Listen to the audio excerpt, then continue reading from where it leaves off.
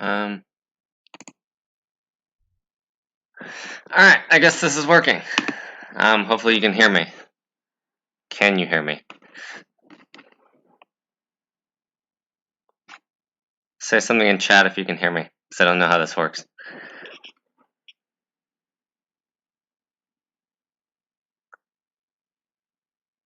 Okay, I'm gonna assume that's a yes. Okay, cool. I'm gonna update the post then, and then we'll get into things.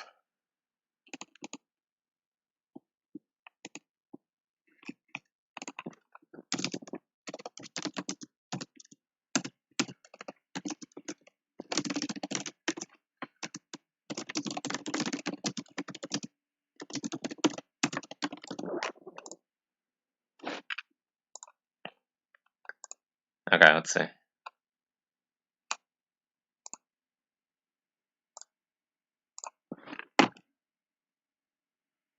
Okay, so I'm going to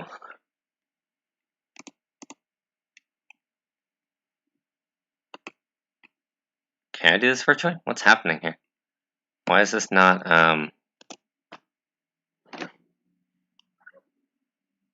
it should be like set up so I can do a virtual. Maybe it's not gonna work. That would be funny.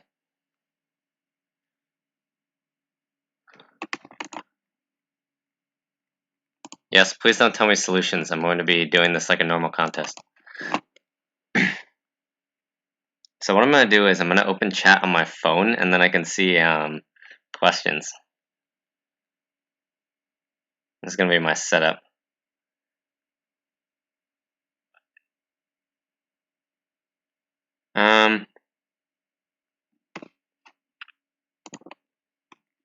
Yeah, see, there we go. It loaded now. So we'll set it up. Yeah, we're good. We're good on the virtual. Let's get all my files ready.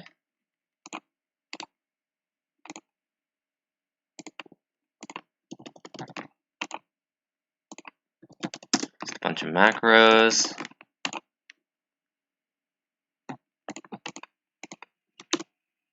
Okay. It does have system tests. It will just rerun them on the hacks, not specifically system tests. How was school? Uninteresting.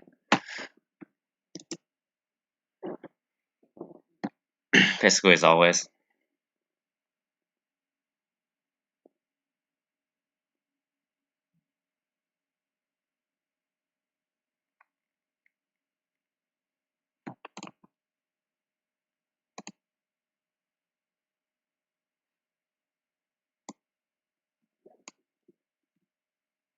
I'm going to just copy this and then never respond to it.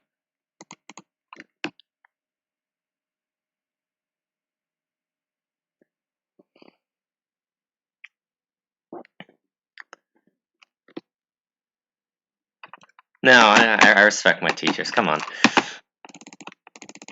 Besides, they have attendance and stuff. They have ways to make sure we actually are there. 12:45. Yeah, looks right. So we'll start in 3 minutes.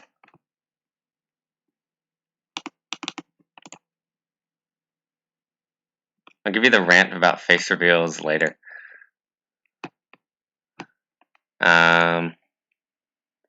Later during something.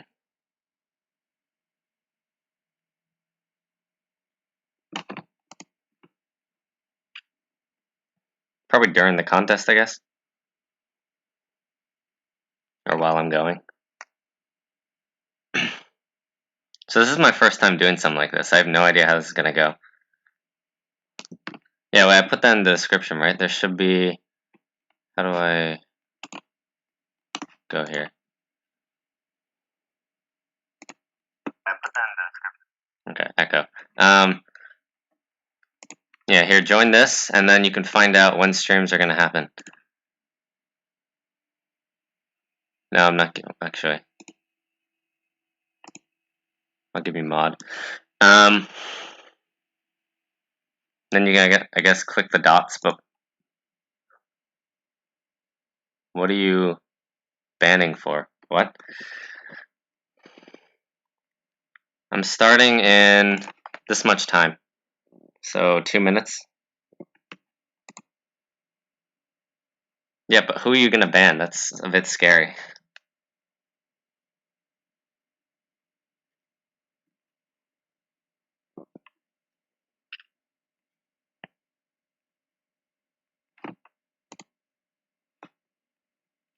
Okay.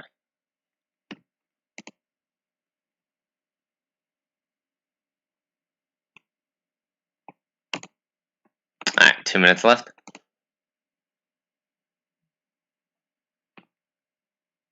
Get rank 69. Yeah, I can try. I don't think likes actually do anything.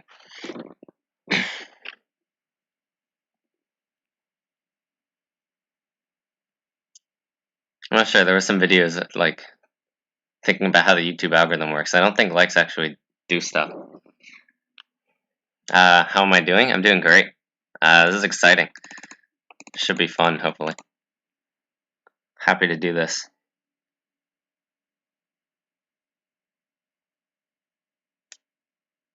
Yeah, my camera isn't working. I agree. It's not working, and it won't work for a while.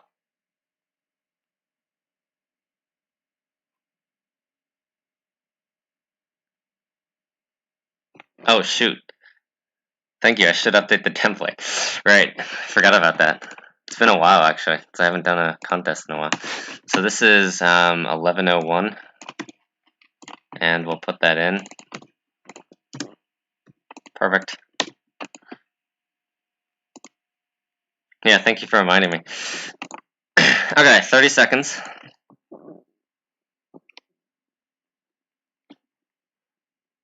Let's get started. Let's get the setup ready. Don't know which order to have tabs in. OBS is doing what it wants, so we'll let that happen. No, I'm not clicking that message.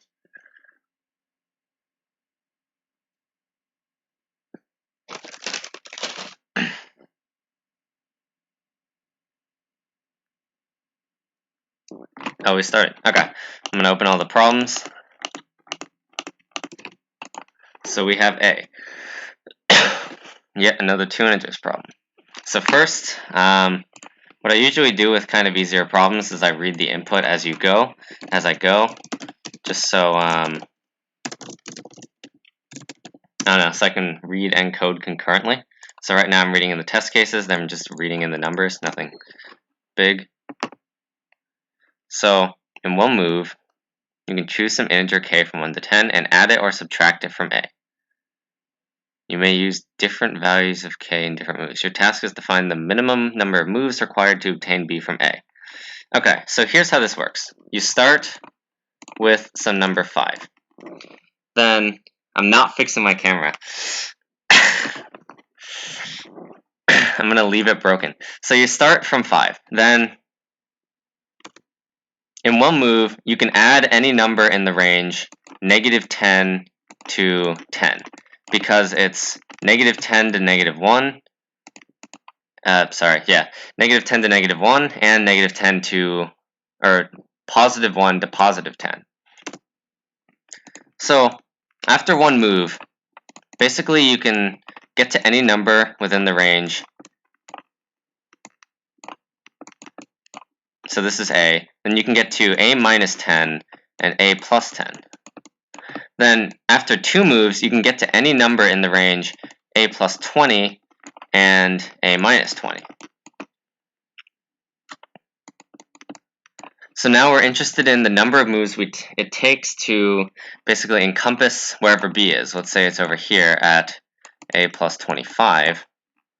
Then after 3 moves, we'll have it. So basically asking, how many times do we have to add 10 until we get to a number greater than or equal to B? And this is the answer to this is the ceiling of B over 10. So that's what we do, I think. Maybe I misread it, in which case that'll be sad. So first, we compute the difference, which is basically the distance between A minus B. And we want to do the absolute distance because it doesn't matter if we go up or down. Then we just print the ceiling of diff over 10, which is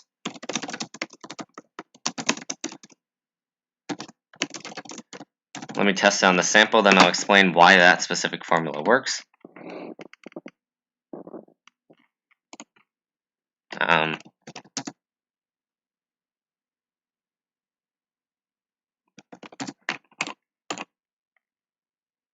Okay, so we'll submit that, and then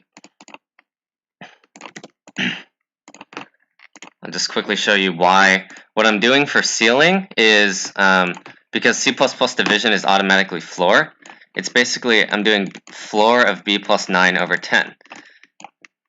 And the reason that works is, consider the value b mod 10, which is basically, this will be 0 if it's divisible by 10 and some other number otherwise. So, if b is equal to 0, then we get exactly b over 10, because, no wait, let's call this c, and then we say if c is equal to 0, then we get exactly b mod 10, b divided by 10, because b is divisible by 10, so the ceiling shouldn't do anything. But now if we say c is greater than 0, then notice that this is always going to add something, essentially. If c is greater than 0, then this will be like, it'll be some number that's divisible by 10 plus some number that's greater than 0. So if we combine these two, then this is going to add 1 to the answer. So basically, we get this, and this is essentially equivalent to ceiling. And that's why that works. I don't know, that felt kind of vague. I'm not really sure if that's good. So we got A. Let's do B. We're intentionally going kind of slow, which is fine. I'm sure my rank isn't going to be too great, but that's okay, because that's not what it's about. B minus 1 over 10 plus 1. Yeah, that works too. Whatever you want to do, really. Okay, more test cases. So you're given 4 numbers, so let's read them in.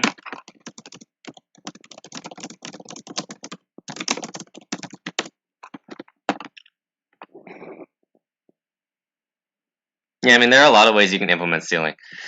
It doesn't really matter what you do as long as it just works.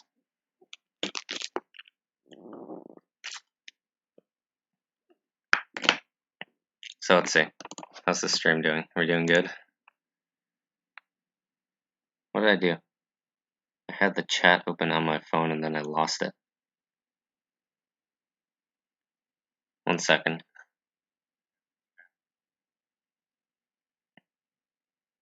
Okay. Yeah, anyway. So choose either A or B. So you can do n operations. Choose either A or B and decrease it by 1. However, as a result of this operation, value of A cannot become less than X and value of B cannot become less than Y. Okay, so let's get a bit of intuition behind this problem.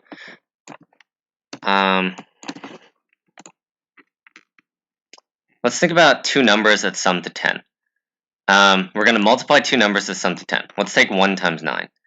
And now let's take, for example, 2 times 8.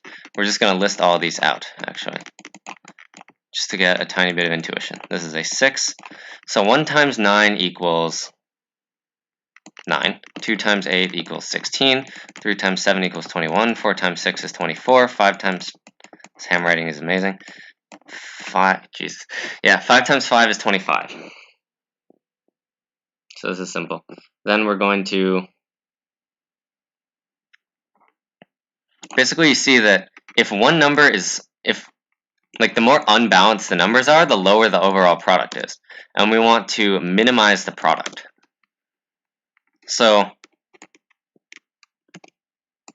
if the numbers are more balanced and they're closer to each other, then we get a worse product. So what we actually want to do is, we want to decrease the smaller number as much as we can. However, that would be how we do it in a normal problem. However, that's not exactly perfect because sometimes, we have the constraint of x and y, so we don't necessarily want to decrease the smaller number. Do D or E first. I mean, okay, these few problems should take like a couple minutes each, except for explanation, so I don't think it's that big a deal. Okay, so the way we're going to solve this is basically we do some number of operations to A and some number of operations to B. And because of this kind of intuition, it's going to be true that we want to first decrease as much as we can from A and then decrease as much as we can from B, or the other way around, where we decrease first as much as we can from B and we decrease then as much as we can from A. So let's just do both. Let's first decrease everything we can from A. Diff A equals A minus X, diff B, B minus Y. And then also read in N.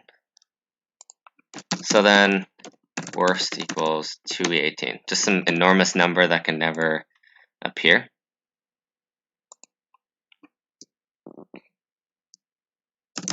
So first, we find out how much we can decrease from A, which is the minimum of the amount of operations we can make in N. Then, actually here, let's do this. This is kind of a cool trick where basically we solve the problem twice, and we basically just, the second time, we're going to swap A and B in X and Y, and then therefore, we basically switch A and B, but it's like doing everything on B at the same time. That doesn't make sense. Let me just show you what I'm doing. So at the end of this loop, we're going to swap A and B, and then we're going to swap X and Y. So it's basically like saying, instead of first decreasing from A and then decreasing from B, and then later we try decreasing from B and then decreasing from A, for implementation details, we're just going to decrease from A and decrease from B, and then swap the two positionally, and then run the exact same code, so we don't have to overcomplicate it. Yes, the guy in blue is definitely a bot. I will have to ban him someday.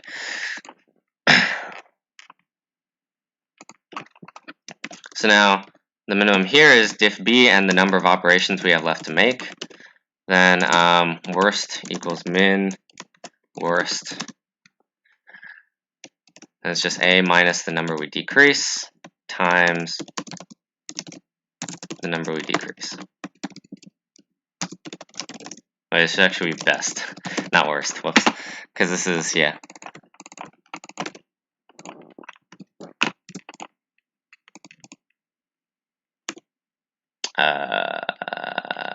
Right, parentheses, parens. See if that works. That looks wrong. Okay, what's with that?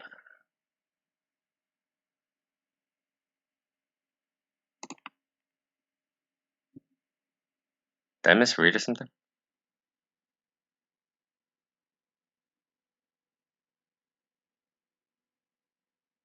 Oh wait, no, okay, I somehow. Oh, we have it wrong. Okay, that's fine. Why do we have that wrong? Also, why is it overflowing? This is fun. What's going on here? Why is this negative? What is this? Okay, so we're gonna do that. A can go up to X, B can go up to Y. Okay, this is debugging skills right here. So what's happening? Oh my god, this should be 2. But that doesn't even make a difference, but it does? It shouldn't.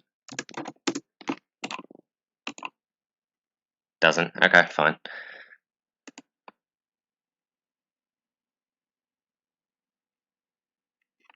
So let's...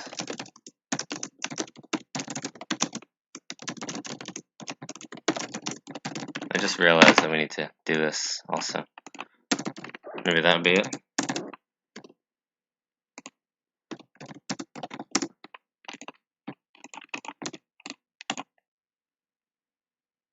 That does fix it. Okay.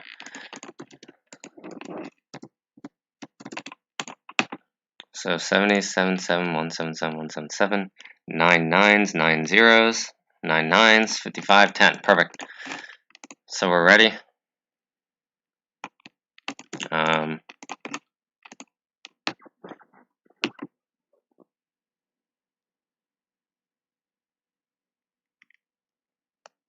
gonna get AC. These are like simple problems. I'm jinxing myself right now, but I hope I get AC. Okay, have I missed any questions? Or hi, Aaron, how you doing?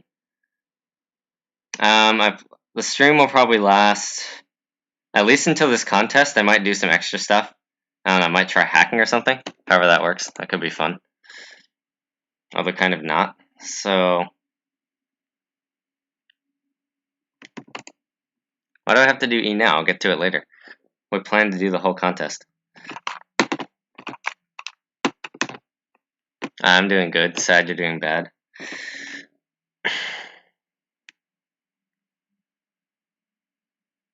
If I hack someone, it'll be added to system test, so it doesn't matter if you get hacked or not. Either you'll fail system test, or you'll get hacked if you're able to be hacked.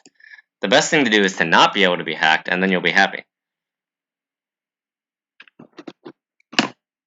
But you know, that's not exactly always easy to do.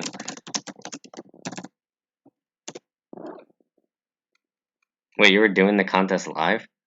Why? Why?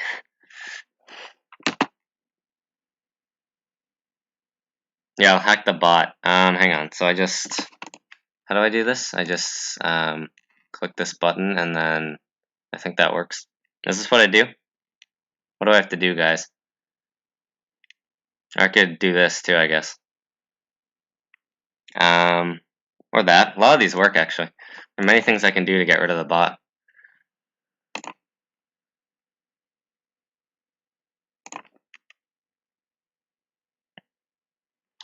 Okay, anyway, let's get back to the problem. So you have a secret array, you don't know anything about it, and you have to restore it. You know some facts that the array consists of n distinct positive integers. The array contains two elements x and y.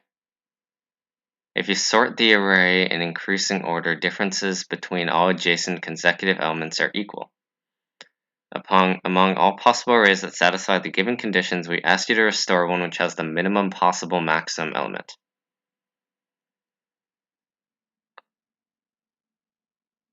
Okay, so this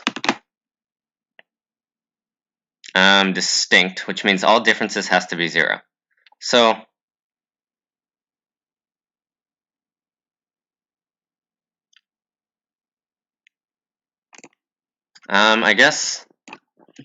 I guess we can, like, the key point is here is that x and y are small. So because x and y are less than 50, y minus x is also less than or equal to 50. So that means actually 49, but it doesn't matter. Yeah, Aaron is a GM. He's just in disguise, honestly. It's kind of sad that he doesn't have it yet, but he is definitely a GM. I think a lot of people here are GMs in disguise, actually.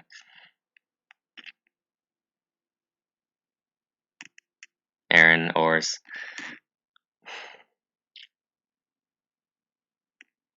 Yeah, Everrule is also GM. That's a thing.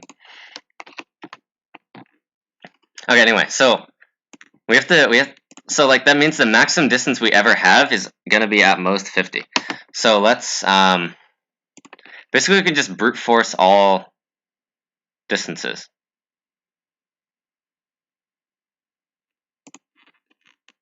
Wait, this should be y. Okay, now once we fix a difference, what do we do? Let's say like we have x, or wait, let's say we have the array a, comma, a plus 3, so d equals 3, comma, a plus 6, etc. Now, once we fix the starting element, once we fix the starting element, let's say we start at 7, then everything else is simple. We just have 10, 13, 16, and we just need to check if x and y are in these. So how do we do that? Let's say x is 10 and y is 16, conveniently. Then we want to start at the minimum place where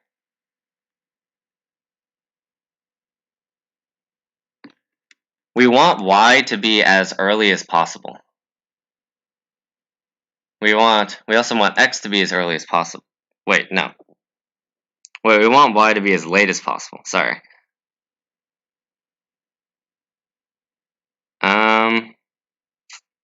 Vote to kick bot. Should I make more mods so you guys can screw with each other? I'm gonna make Aaron a mod. Okay, what else? Yeah, you two are troublemakers. So how do we do this? Yeah, I know x and y are given, but we have to, like, fix things. I mean, we have to figure out how to verify that a certain distance works, and then we have to figure out the minimum.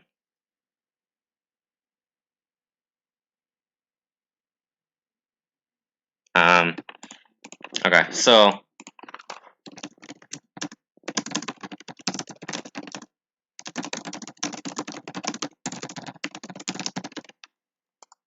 there's a bit of pruning we can do here, but it doesn't really matter.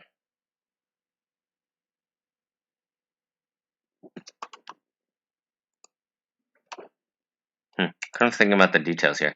So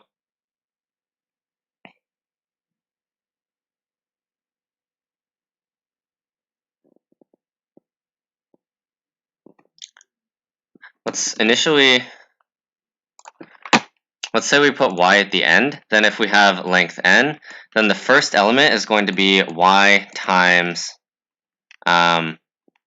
y minus d times n minus 1. Either this is greater than 0, in which case perfect, or it's not. If it's not, then we have to shift the array a certain number of elements so that this becomes greater than 0. And how do we do that? So let's initialize start to be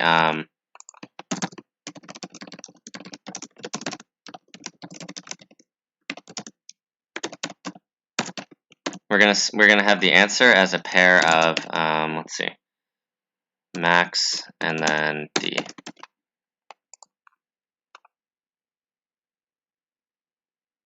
Order of elements doesn't matter. It's not a big deal though. Wait, is there slow mode? Why is there slow? Yeah, stop spamming. This is not what I intended here. You guys are so annoying. Yeah, Aaron, can you like ban these guys? Just like get rid of them. I hate them. They are they cause me trouble in my life a lot. Don't actually ban them. But actually up to you, honestly.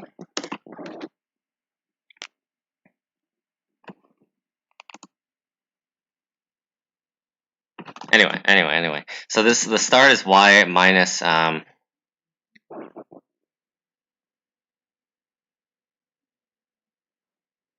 y minus m minus 1 times d. So first, if x mod d is equal to y mod d, then we can do it.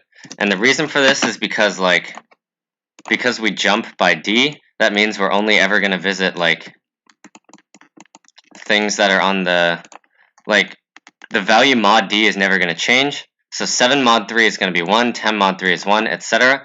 So we're only going to visit numbers that are 1 mod 3. So if x and y are both the same mod 3, which they are, then we can make the sequence, otherwise we're not allowed to. I think put in timeout just means, I'm not sure, actually. Also, you don't have to worry about missing this, because I'm going to do everything after. I mean, I'll upload the footage after.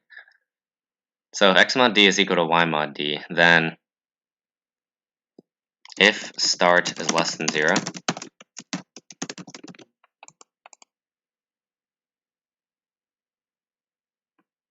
how does this work?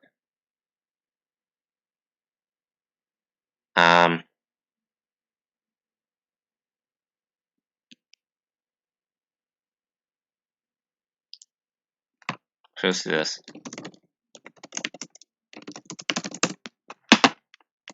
Let's make this a function because we're going to have to refer to it later. So if start is less than 0,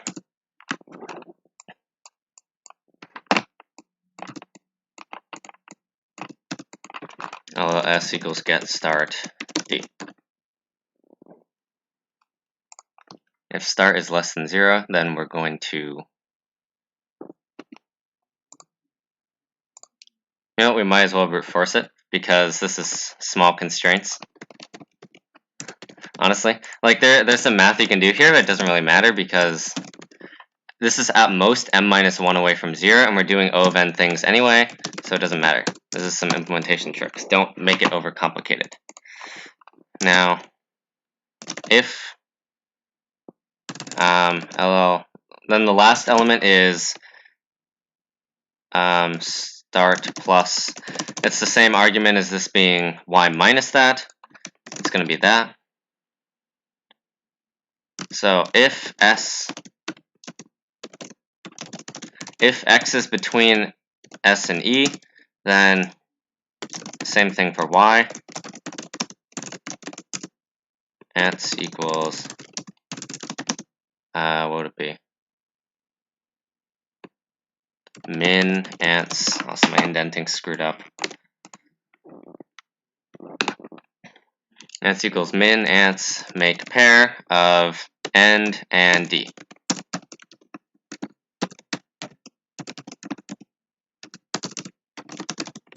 So then we print the final answer, which is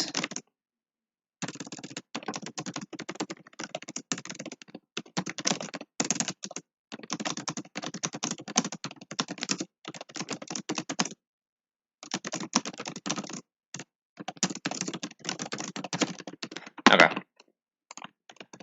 And that will let us do this. How many compilation errors do we get? S.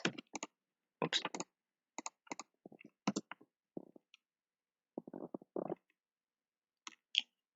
And we forgot a parens again.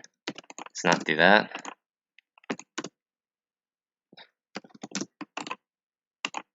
Okay, I have no idea if this is right. So 1, 4, 8, 20, 26, 10, 1, 4, 9. Okay, I think we're good. They just randomly shuffled the input because, I don't know, they're weird.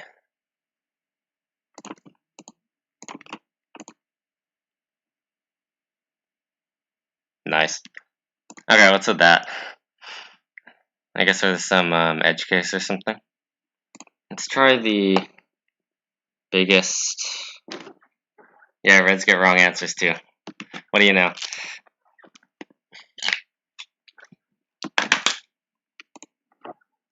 Let's try the biggest edge case we can think of. So 150, 50. Oh, that's wrong. Okay, that's wrong. Wait. Oh, x is not equal to y. 100,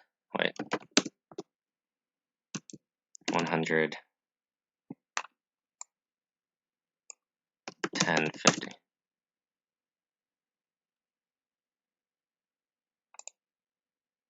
Oh, shoot. The element has to be 1. Whoops. Okay. My bad. That might be it. 110, 50. Okay, I think that's, let's check the samples again. That could be it. That is also stupid, if it is it. And it was it. Okay, we're on the D. So yeah, read the constraints, guys. More life lessons here. What the hell? 162.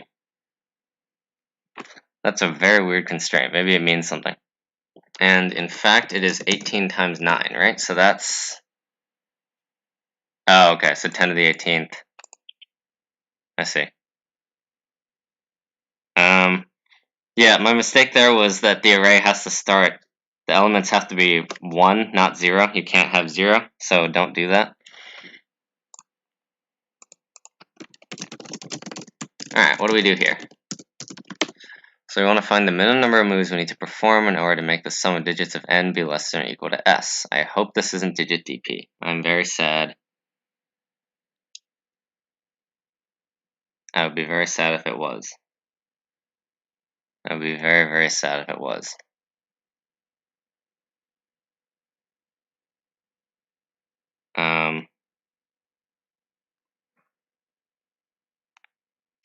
Yeah, I don't store my code because I can go here and then I can just like load it, so it doesn't really matter because it's all on Codeforces anyway.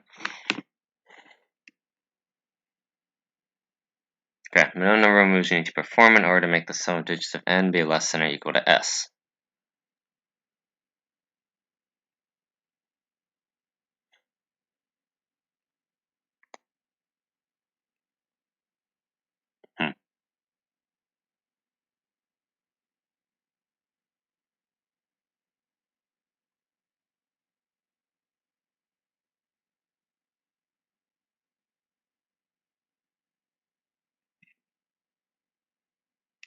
I say it's not digitp. I have, there have been some pretty annoying, like div3ds or e's that I've come across.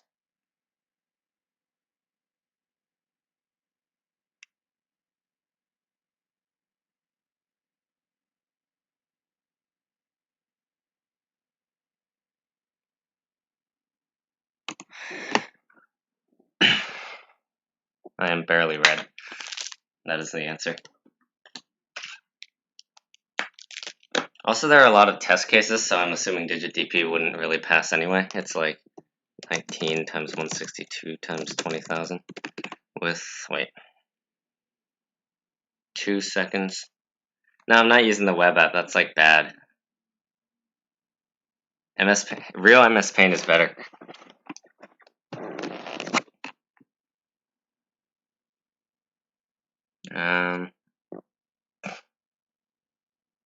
Not actually sure where to go with this yet.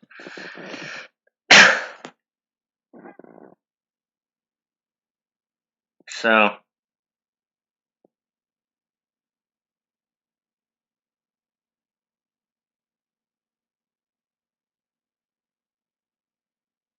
I'm thinking about like a suffix of zeros. Because like,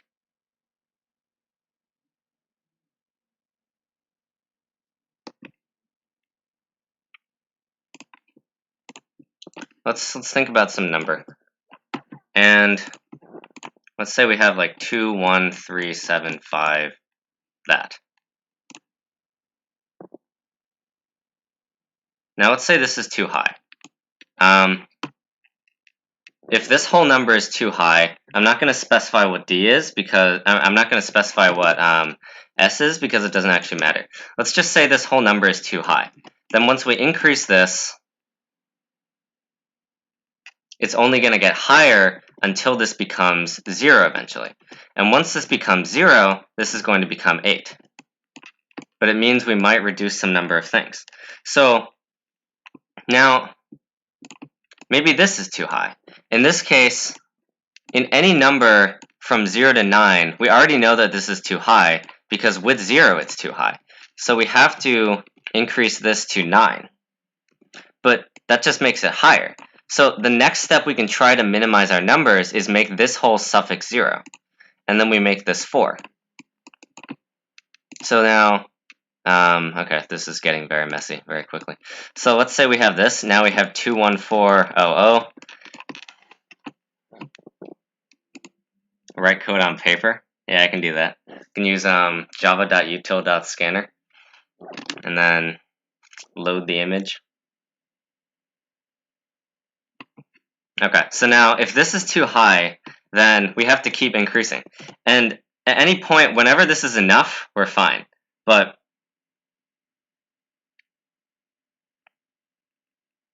basically, either at some point we have enough, or we have to make this 0. And then, because we already know that this doesn't work, any number of these is also not going to work because it's strictly greater than the sum of zeros. So every time, for every character, we have to make a new thing. We have to make another like suffix of, we have to add another 0 to the suffix. And if this is still too high, then now we have to make this a 3, and then this becomes 0. And then if even this is too high, then we just add a 1 at the end. So basically what we do is we try every suffix of zeros. So for example, 2, 1, 3, 7, 5. So we first imagine we make all of this 0, and then we increase this by 1. Then we make all of this 0, then we increase this by 1. then we make all of this 0, then we increase this by 1. Then we make all of this 0, then we increase this by 1, and then finally we make the whole thing 0, and this is an edge case, I think. I'm not actually sure. So let's test it out. So we're going to make a function, sum of digits.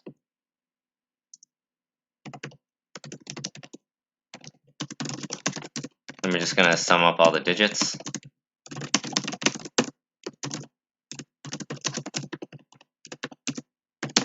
And then just do that, return S. Now,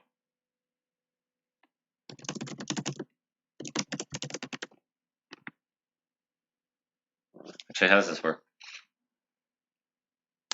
So LL R equals 1. This is the current power of 10 we're at. So for example, we're going to try making this whole thing 0.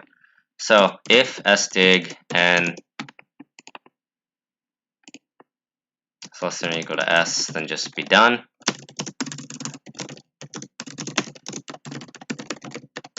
Otherwise, we try some new stuff. Let's move this down here for consistency. Then, while the sum of digits is greater than n,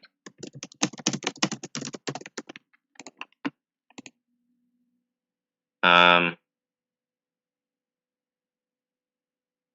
do we do? So we do r times equals 10, n divided by equal to 10, and then plus plus n. What this does is essentially we're going to 21375 again. In the implementation wise, we're just going to cut off this whole part, and then we're going to say this is 2137 times 10, but then we have to increment this, so we make this 8. And that's how that works. So then our final answer is going to be the current number we have, say 2138, times the power of 10 we're at, and here, wait.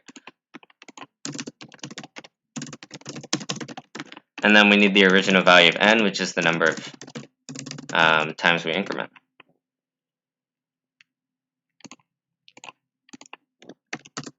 I think this should work. Compile error, maybe? Oh, because I violated my own convention. Why?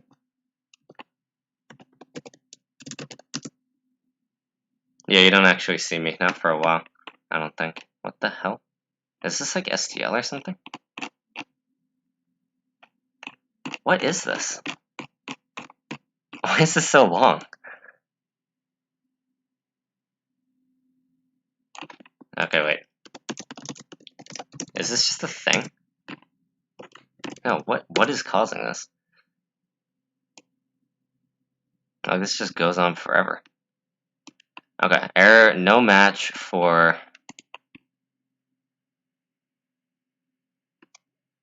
What the hell is this? No match for operators. Oh, shoot. Oh, shoot. I forgot my own template. Yeah, this is a string, so it's trying to match that. Whoops.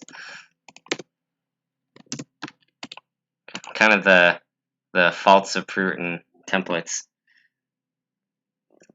Okay, yeah, that works. So we handle the edge case of having to make this 1. And that's it. I think we're good. Relatively simple implementation, if you just think about it a bit. And however, the idea might be hard to get in the implementation. And of course, this could be wrong, and I could eat my own words in a few seconds. Okay, where are we at? Even with this terrible speed, not doing terribly. Okay. I have been doing programming for 20 months, by the way. It might not take that long to become red if you do practice right. But you do have to practice. That is part of it. How are we doing here?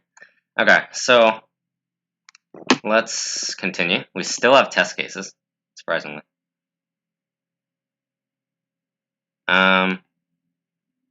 Still have test cases.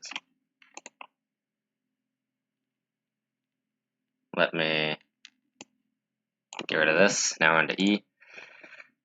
This statement looks scary. So there are endpoints on a plane. Ith point has coordinates, whatever.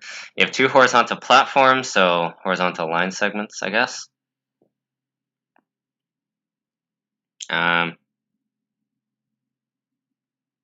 Is there anything I should answer in chat, or is this just chat? Okay. I'm not gonna lie, it is kind of hard to focus on both. Yeah, I will automatically upload the stream as YouTube, I think. That should... I have it set to not make it private, so I think it should just work, hopefully. I'm not actually sure if that's how it works or not, but I don't know. It should. Do you guys know if that happens? Actually, I know other YouTubers just have like streamed X minutes ago or something, and that's eventually just what happens. So I guess that'll be what it is. Anyway, you have endpoints, two horizontal platforms, both of length k. Each platform can be placed anywhere, but it should be placed horizontally and have... Okay, cool. Glad that works. Thank you. Horizontally and have integer borders. If the left border platform is xy and the right is x plus ky, and all points belong to the platform. Okay, so it's a horizontal line segment. Note that platforms can share common points, and it's not necessary to place both platforms on the same y coordinate. When you place both platforms, all points start falling down, decreasing their y coordinates. Point collides with some platform at some moment, the point stops and is saved. Points which never collide with any platform are lost.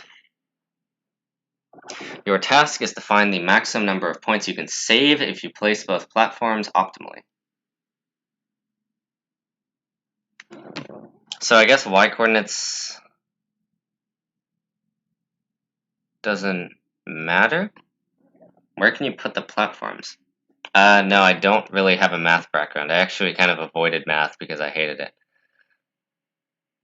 Okay, so I'm pretty sure the y coordinates don't matter at all, unless I've misread something, because they're just going to fall. And as long as you have the platforms at some like negative y where it's going to catch all points, as long as they're at the similar x coordinate, then that's fine.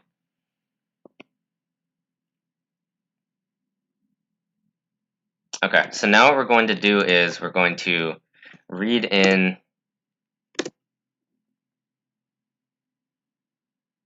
the what? Read in the input. What else will we read in? Yes, c into n and to k. Then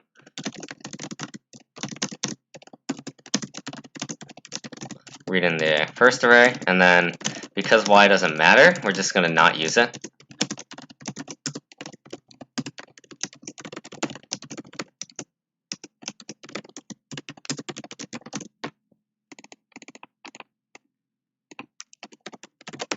Okay. Perfect.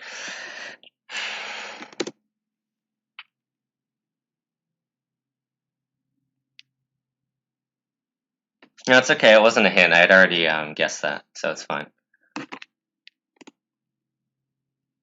9 out of 10. What do you want? What do you want it to be? Fine. Let me find something. Let me find something weird I can make this. I wonder if this will compile. Okay, we're gonna read into pi. I want to see if this compiles. Damn, okay, that's sad. I guess we need to do that. Discrimination against the y-axis? Well, it's useless. What do you want me to call it?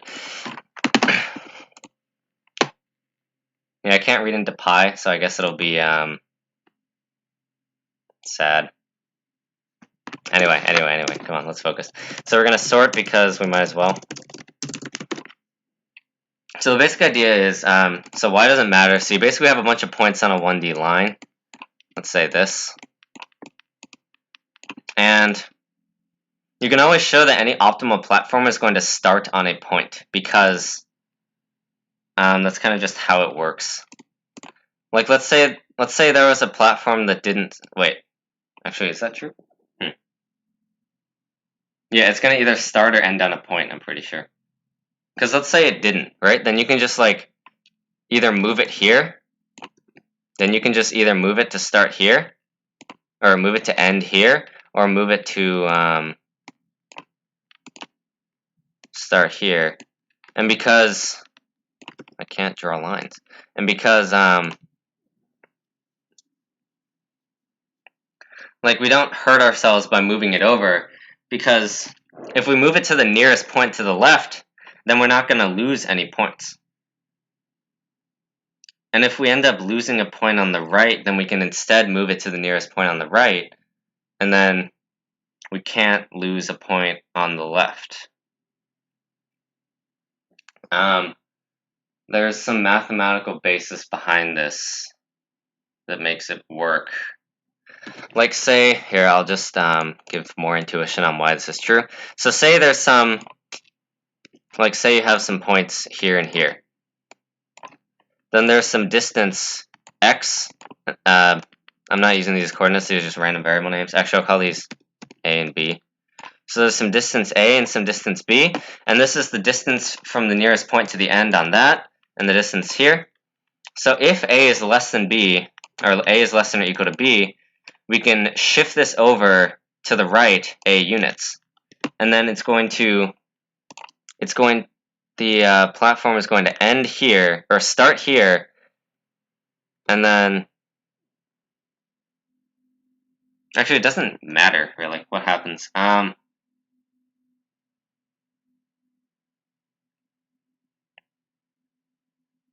Yeah, actually we can either, okay, wait, so this, I kind of overcomplicated the proof actually, it's even simpler.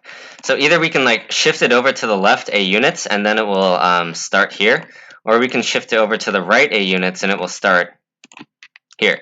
And because there's no point in this region or this region, it doesn't matter like that we shift it. So we can always end or start at some point. Now what we're going to do is we're going to, I may be overcomplicating this, but this makes sense to me. So we're going to just try all starting points. And the way we can do this, we're going to try all starting points and then try all ending points. Let's say, for example, we start here. Then we end here. Then when we start here,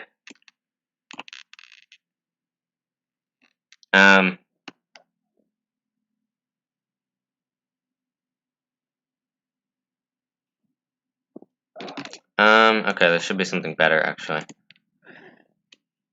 When we start here, then either a point stops being on the left or it starts being on the right. So if we have some sort of like, pointer here that says, like basically everything before this pointer is within the interval, it's like left enough, and we have some pointer here that says everything is within this interval, then let's move this out. Actually, I'm going to make these different colors.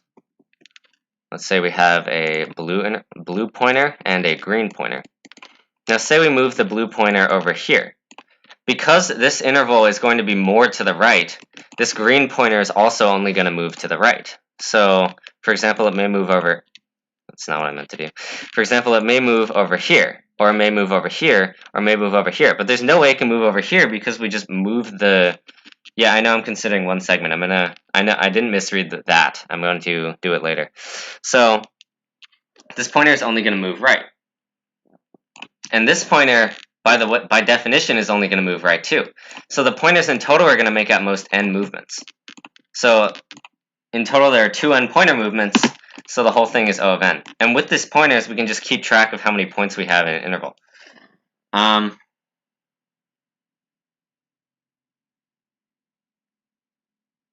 Yeah. So, okay. Another issue we have is that there can be multiple things at one x-coordinate, but what we can do is we can basically say, instead of just having all the points, we can say we have 3 points at this x-coordinate, 1 point here, 1 point here. Let's say we add in another point, then we have 2 points here, and then it's kind of a compressed form of the thing. Now, this isn't the whole problem. The problem is we can place 2 platforms. So what we're going to do is, I'm not actually sure how well known this is, but this is a known trick. we're basically, I can code less cancer. Oh, whatever. I'll just figure it out. You don't have to compress, I guess. I don't know. I just feel like doing it because that's what I'm comfortable with. So basically, we're going to say this line. Okay, first of all, if platforms intersect, if, say, we have this intersection, then it can't hurt to move this platform out. So we're going to assume the platforms don't actually intersect each other, which is fine. Then what we're going to do is we're going to say, let's say we fix the point.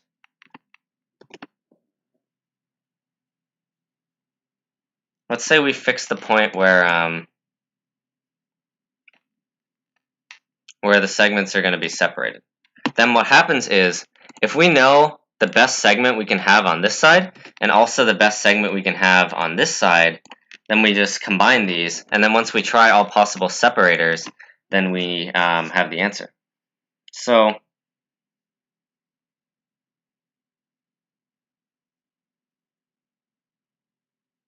now we just need to find the best segment in a prefix and the best segment in a suffix.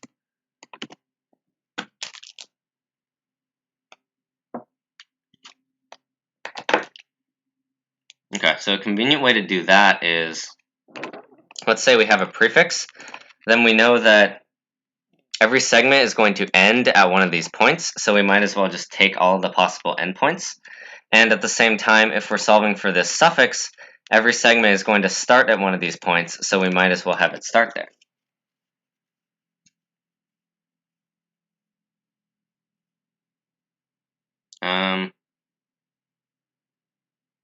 Yeah, that should work. Okay.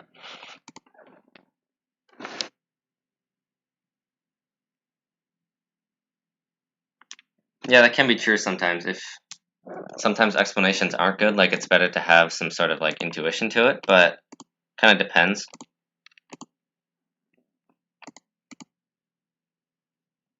Okay, anyway, we're gonna do the compression because I'm lazy. And the constraints are 2 times 10 to the 5th. So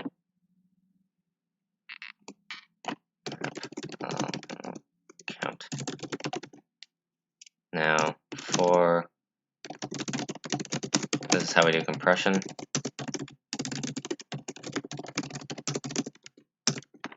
Then I know you can do auto, I don't really care. So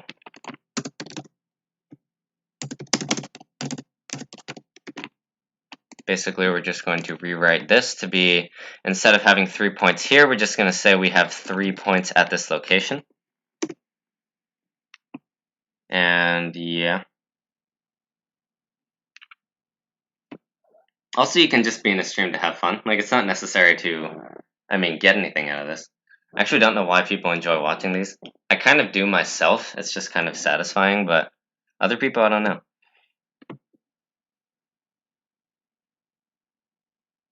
Yeah, fun. Are we still streaming? We should still be streaming. I have 0 dropped frames so far. I think that's a good thing. Comp m++ equals x.s. Wait, x, just in general. Okay. I'm doing E right now. So now we're going to,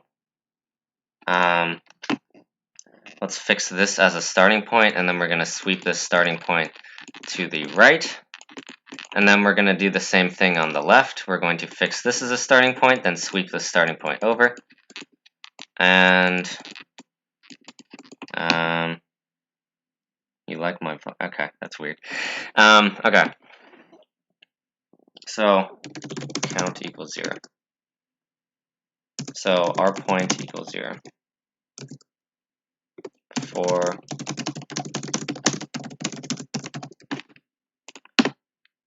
I is the point we're starting at, so while I dot, so the first thing is the location, and then the second is, this is the pairs of location and count. What What are these images you're sending? Did you just send a loading thing? So while our point, why would you send a loading thing? While our point is less than n, and let's see, a our point dot first plus k. No, a our point is less than or equal to ai dot f plus k. Basically, our point is going to. God, this is messy now. So we have a starting point here. Our point is going to eventually be at the location where our point is eventually going to be at the location where we're out of reach of the interval, and it's going to be the earliest location when we're out of reach. Then whenever we move the reach and then we become in reach, now we have our point here, so we can add this and move it over. Okay. So while a our point dot first is less than or equal to the end of the interval, then count plus equals the number of points at that x coordinate, our point dot second. Then now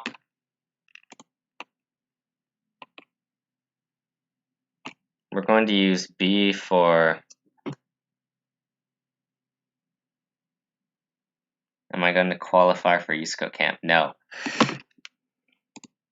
So we're going to use b for best starting at I, and then c for best ending at I. And the code's basically going to be the same. So best I, no, sorry, I screwed it up already. bi equals count. And then count minus equals the number of, because now, once we move this over, we're going to start excluding all the points at I, so we have to subtract whatever we just had here.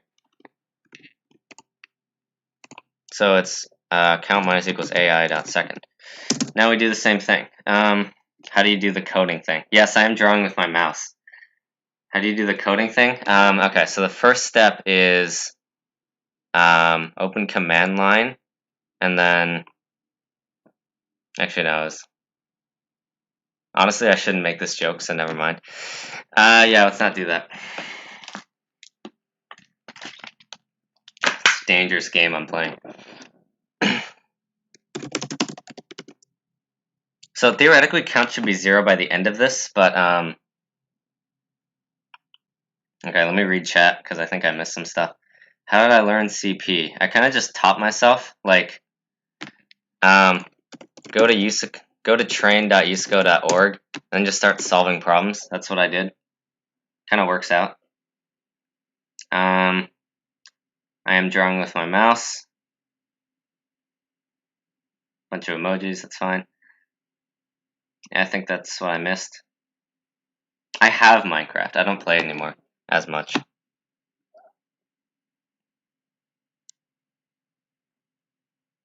Hang on. I think it's this, right? It's like, this is the command that deletes everything. I was just going to say to do this, although I don't remember what it actually is, so it wouldn't even work.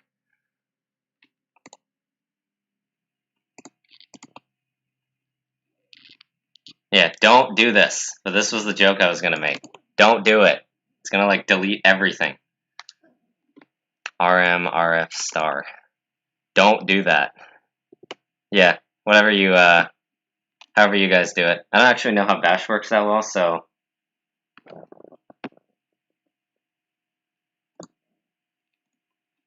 Or you can, similarly, you can search delete system32, and then this is a good way to get started in programming, as you won't have a computer, so you'll be motivated. Because, like, if you don't have a computer, you won't waste time, right? That is the idea behind this. So, if you delete all your files or delete system32, then you're going to be happy. That's fair use, right? Okay. Yeah, I'm being productive right now. I'm distracting myself with my tips on productivity. So now same thing, Li equals n minus 1, I is something equals 0, I minus minus. Point equals n minus 1. So this is actually the left point, which is what we're going to call it that now. So while L point is greater than or equal to 0, and I dot first minus k is greater than or equal to L point. This is kind of the same thing, just backwards. L point. Then ci equals count minus equals ai dot s. What?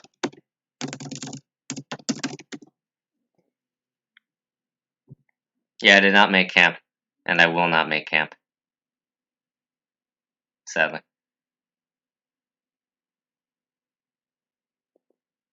Emphasis on the future, which will not exist. On a side note, I think we just got a new milestone. Wait, what is this?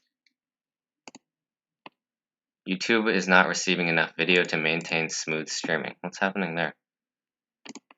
As such, viewers will experience buffering. Why is that happening? Is the stream fine for you guys, or is this a problem? What's happening right now? Okay. Yeah, we just broke 1.11k. That's cool. Let's keep going. I started 10th, yeah. Found out from a friend's birthday party, which was fun. Okay, so YouTube's being crazy. But YouTube's always crazy, so I guess that's fine. Anyway, let's make sure this is right. So we start L point at n minus 1. Then while L point is greater than or equal to 0, meaning it's within the array. And basically, we go backwards here. So this is the end of the interval. And we want to make sure we move L point to the left whenever we're inside the interval. Yeah, okay. So now we're going to make 2 more arrays. Basically, prefix is the best.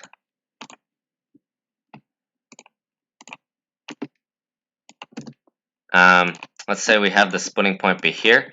Then prefix is going to be the best thing for all intervals that end at these points. And then say we have a split here. Suffix is going to be the best that start at these points. So we're going to do that.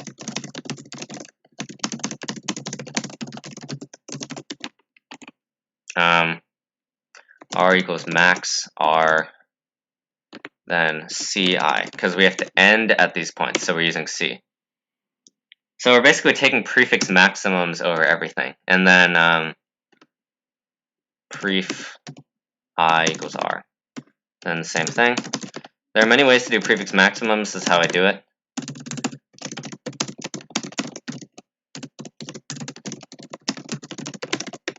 Then we use bi because we have to be at the beginning of an interval now, and b is for beginning, which works. Equals R.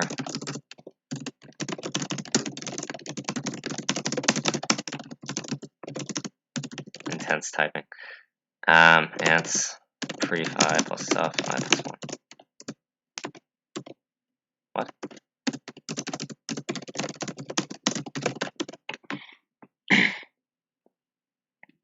USCO does have editorials, not for training, until you solve the problem.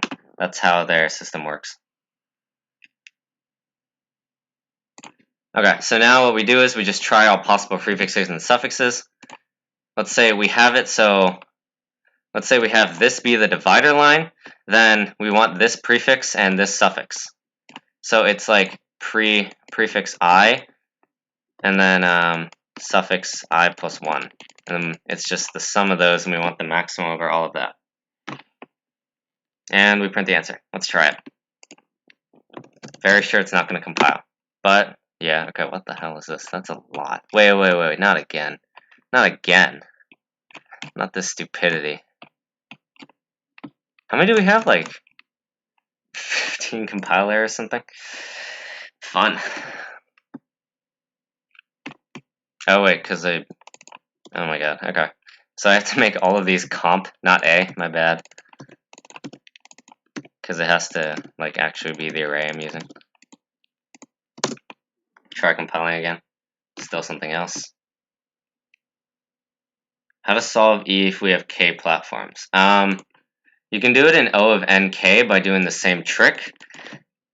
It's kind of like DP, where prefix I is the best prefix if you have used I platforms. And actually, it might not be NK. It might be worse. Actually, I'm not sure about that. Interesting. Yes, compilation error. I get it. You don't have to spam. It's okay. I make mistakes. It's fine. It's not a big deal. Yeah, where is this? Minus equals map and okay. I hate my standard of coding. I'm gonna make that count instead of CNT. Actually, I'm not even sure if we can do O of NK. Wait, do you guys know how to do it with K intervals? Also, this is n log n because sorting, or using maps. Oh well, it's actually close, but not close enough. Why does that happen?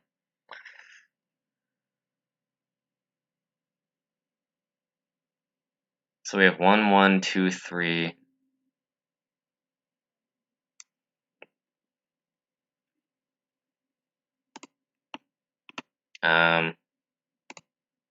Okay, let's just do some debugging.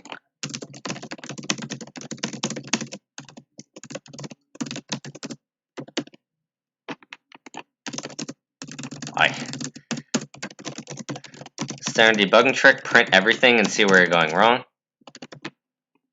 At this rate, with all these distractions, I'm probably not going to get to F in time. I'm not going to be able to solve F in time, but I mean, whatever. It's not really about the virtual anyway. It's just, you know, having fun, doing problems, whatever works. Okay, so first we have to, let's take this and sort it manually. So 1, 1, 2, 3, 4, 5, 5. Then is this right? No, it is not. Not at all. Oh, wait, hang on.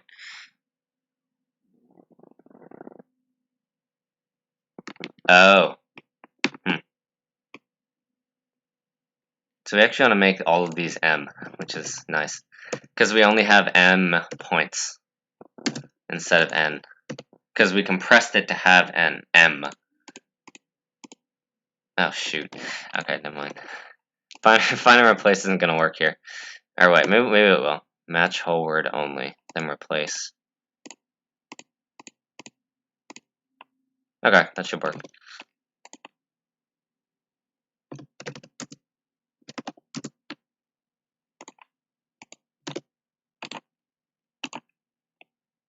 Six. Oh, it's still O. Why is it still O?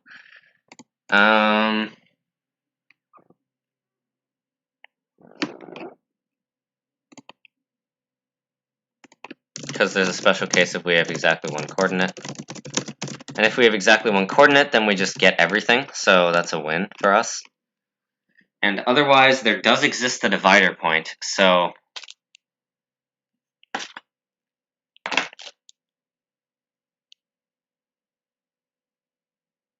does that work? That works, right? I guess actually what we can do is we'll also max of suffix 0, that is the whole array as a suffix, and prefix m minus 1. And then basically we're going to consider using the whole array, then we don't have special cases.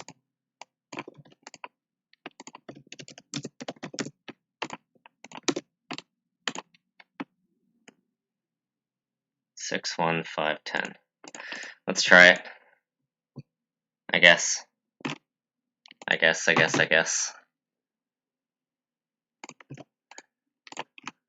This is definitely sketchy. I wouldn't be surprised if we got wrong answer. But we don't, okay?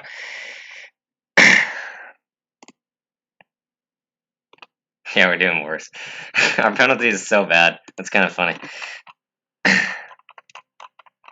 Okay, so yeah, I can go over the full solution to this because I was kind of just sketching what I was doing before. All right, this is E. Actually, wait, do you want me to... Here, big decision, guys. Do you want me to explain E at the end of the stream or right now?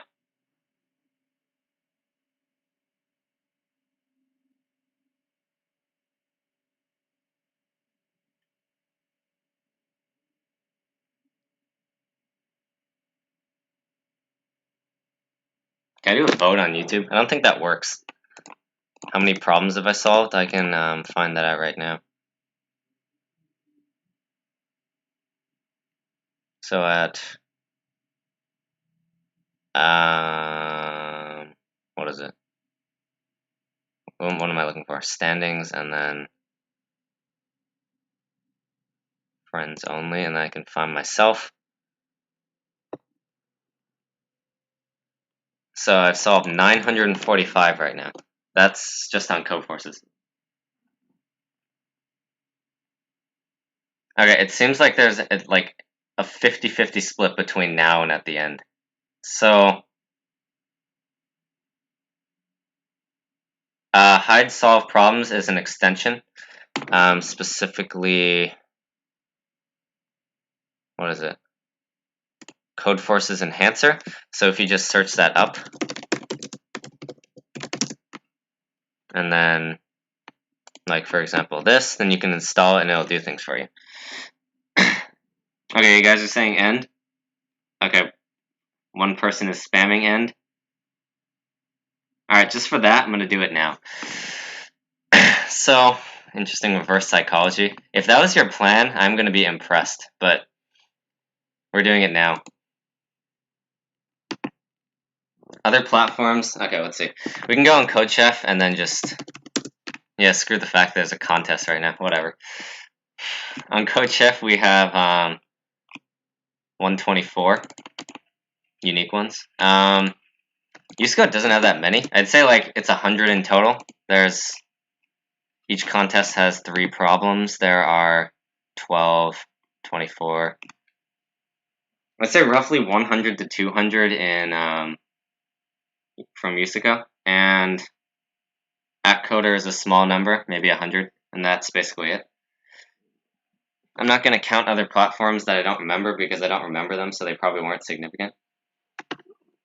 Yeah, but Musica training is small. It's like... Actually, wait, maybe it's not small.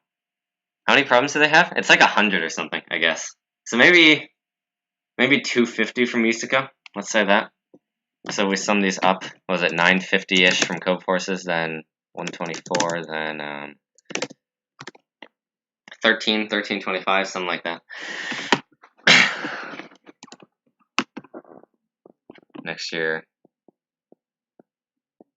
Oh right, I forgot ActCoder. 1324. I don't have the exact count on ActCoder.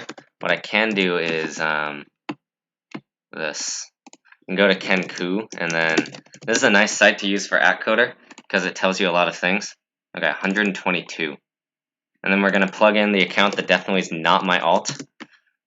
Okay, so it's not my alt, guys. So, here, I'll put that in chat. It's like 1,500 in total. That is the final conclusion. How did I get familiarized with advanced data structure concept at such a low grade such as 10th? I told you, the best way to learn programming is to teach yourself it. Like just say you need to know something like a stack, just search up what a stack is, and then programming. And then just read some things, and then you'll understand how it works eventually. Like you can read, I don't know, Quora or Wikipedia. Probably not Geeks for Geeks, although sometimes I would not trust that site. But basically just like study stuff and it'll work out for you. I didn't really learn that much in school. Don't use Geeks for Geeks. No, bad idea. There's so many articles that are just plain wrong. And they... Yeah, it's not a good idea.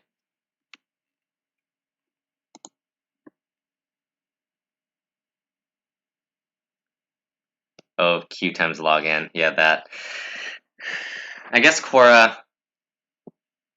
I don't know how Quora is, actually. Wikipedia is fine. Like, they have some stuff.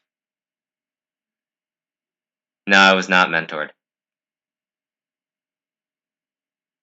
Honestly, it's not that bad to figure stuff out by yourself. You just need to, like, how do I word this?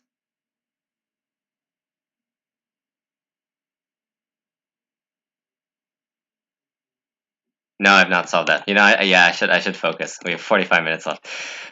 Well, I'll answer these questions after the stream, I guess.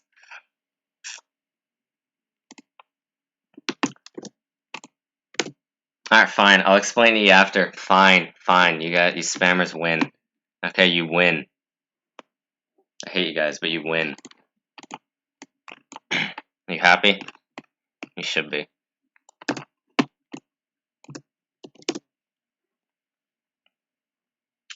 Okay, we don't have test cases here. That's good.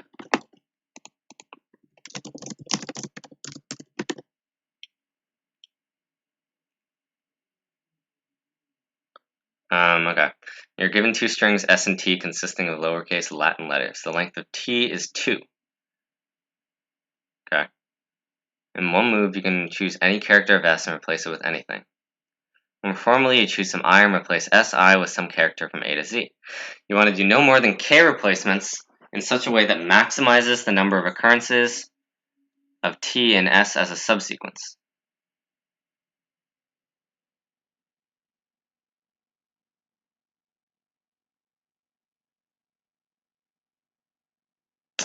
Okay. So, first observation, everything's small. So like 200. So, N, I'm going to draw an F here just because, I don't know, I should do this more often. I'll just write out the problem that I'm doing in terms of paint. So N, K, and also the number of the first character. So, actually, no, well, that's kind of a spoiler. N and K are less than or equal to 200. So,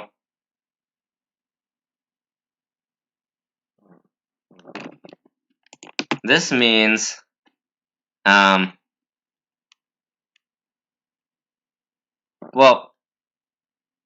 there's greedy. I don't care. I'm gonna do it the educational way. We're doing DP. You know, if you wanna flex on me, fine, but I don't care.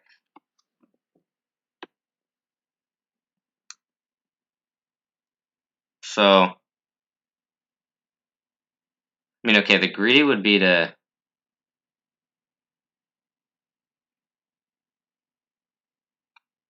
Maybe that is simpler. Okay, don't give me hints. Come on, that's not nice. I guess the greedy would be to just replace everything on the ends with the first or the second character, and then you fix the number of things you do.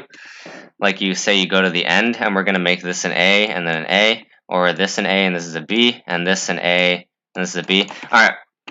Here, how about this? I'll do the DP, and then after that, we'll try the greedy and see what happens. I think the greedy should work, and it's actually really simple to code, but whatever. Yeah, bad bot giving hints. Bad bot. Should be banned. Bad bot. Very, very bad bot. Evil bot.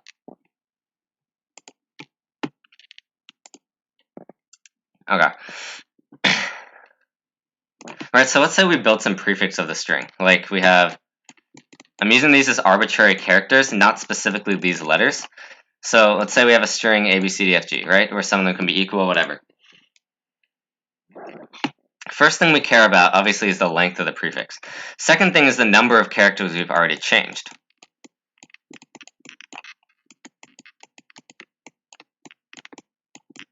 And then we're going to store the number of substrings.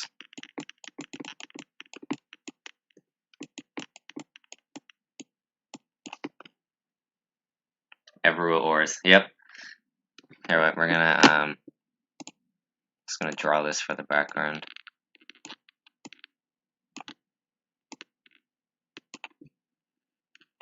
And make make that very big. And then make it even bigger. And move to the corner. Okay, that should be good. Kind of messed up the R, but whatever. I don't care.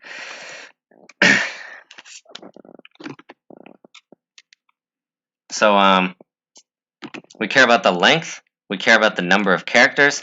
However, that's not enough, because let's say we built some prefix of the string. Then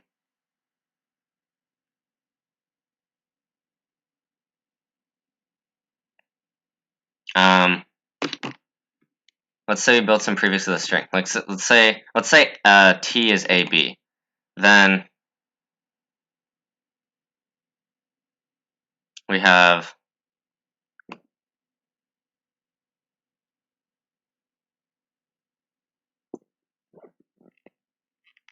let's say x can be literally anything except a, x a x x a x, right?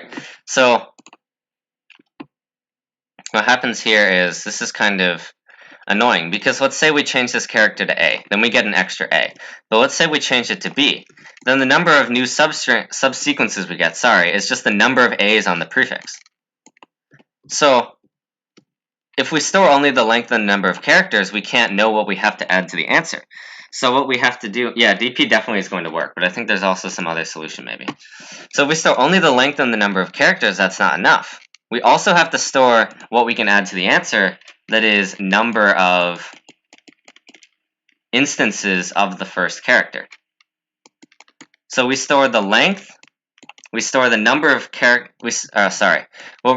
this isn't number of characters, this is number of operations we did. So number of replacements. So we store the length, we store the number of replacements we did, and we also store the number of, for example, A's we have. So this is good. This is enough, because we don't need any more information. Now, notice something cool. All of these are less than or equal to 200, because the input is less than or equal to 200. So we can just straight up do DP with this as the state. And the total complexity is something like 200 cubed. Yeah, don't give up unless you want to, because if you hate programming, like, don't do it, man. That just sucks. Don't do what you hate.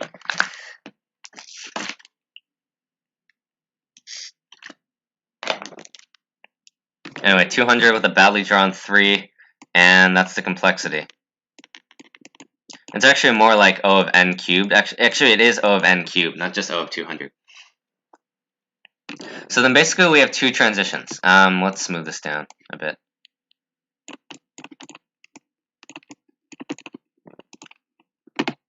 We have two transitions. Either we don't... Actually, wait.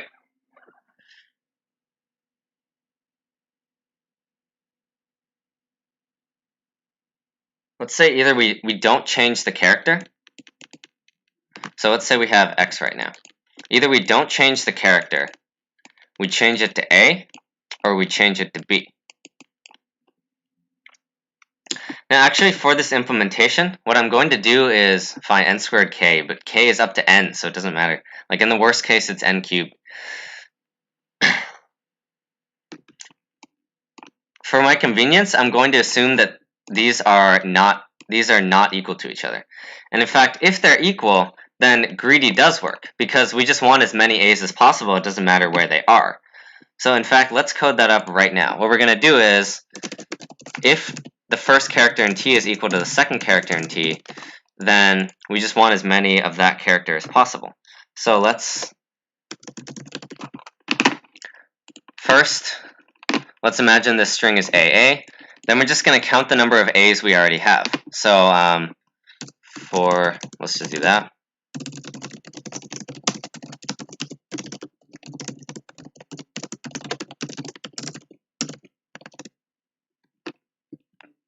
Then we have 5 characters that aren't a's, and we have some number of operations we can do. Let's say, for example, 3. Then the number of new a's we can make is either this It's the minimum of these two. Because if we make more A's than the number of non-A characters we have, like obviously we can't do that. And if we make more A's than the number of operations we have, we can't do that either. So the number of total things we can make is the number of A's we already have plus the minimum of the number of A's we have left to make and the number of operations we have. Then we just need n choose 2, which is, just say, this special case probably isn't necessary, but I just want to I want to make it convenient. Yeah, didn't you see my compilers? Come on. You saw that. Like, what was that compiler? It was like up to like hundreds of lines, maybe even 1,000 lines. I don't know how long it was, but it was insane. So we want the number of ways to pick 2 A's, and that's essentially n times n minus 1 over 2. Try and work that out for yourself if you don't understand why. Then return. Otherwise, now we have a problem on our hands. So again, we have 3 transitions. Either we don't change at all, we change to A, or we change to B. And for this transition, I'm going to assume that this isn't A or B. Actually, no, let's not do that. So we handle these transitions separately.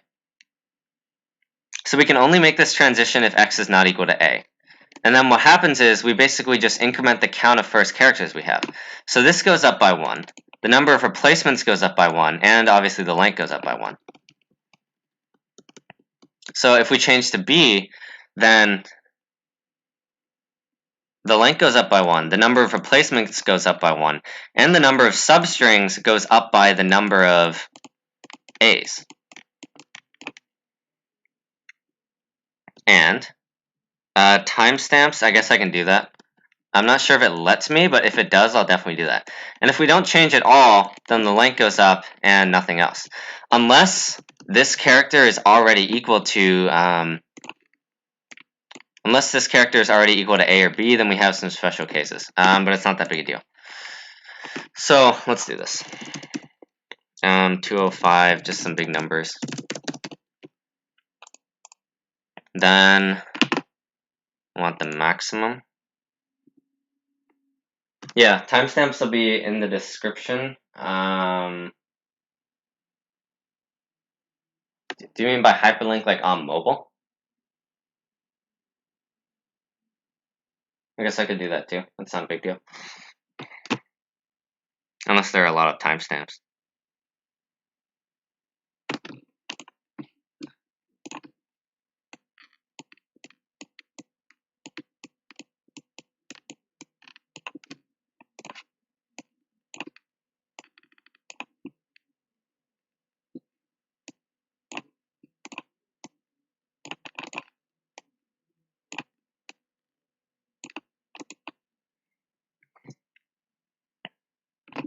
Anyway, yes, there may possibly be a greedy solution. I'm not ruling that out. I think DP is just like more I don't know, it's more educational, I guess. So is this unclear in any way? Like the way this works? So our state, if you don't understand DP, this might be confusing, but if you do, our state is the length, the number of things we've replaced already, and the number of the first character we have. And the transitions are when we add a new character, either we change it or we don't. And then we just do a bit of casework to work that out. Wait.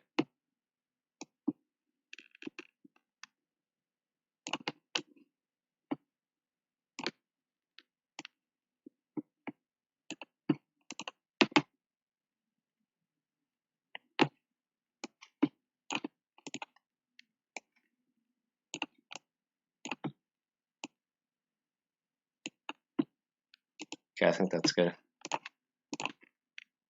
Actually, it can never be enough, but that's good enough for now. So while I think about F, I'm going to leave that in the background. I'm just going to work out the transitions a bit. Here, guys, ask me a few questions. Let's just leave this on the screen for a bit. I think it's necessary.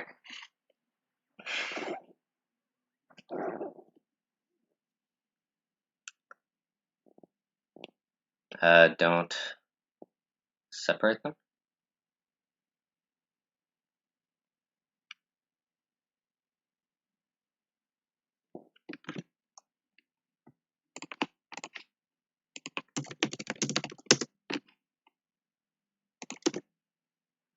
Am I excited for the div one on Sunday? No, I'm not doing that. I have my reasons for that, but I'm going to skip it and probably just make a solutions video.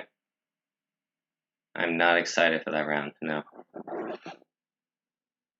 Or maybe I'll virtual it, we'll see what happens.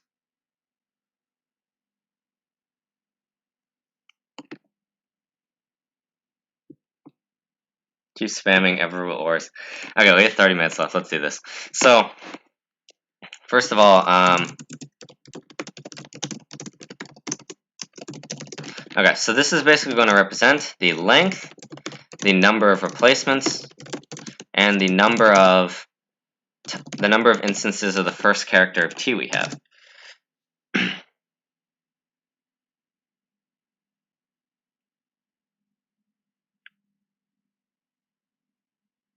I am too much of a coward. Yes, I am too much of a coward. Look. These rounds, alright? Like, this set of authors, like, the guys in AC. Every time I've gone down a rank, I lost Master here. This was authored by Anton, I think. And then I lost Master again. And so Goodbye, where I lost Master for the first time, was authored by Anton, which is one of the guys here. Why am I not allowed to see the tutorial? Then I lose Master a second time, and I close the tab somehow. Why does that not load? Okay, this was authored by a bunch of AC guys. Or at least an Anton again.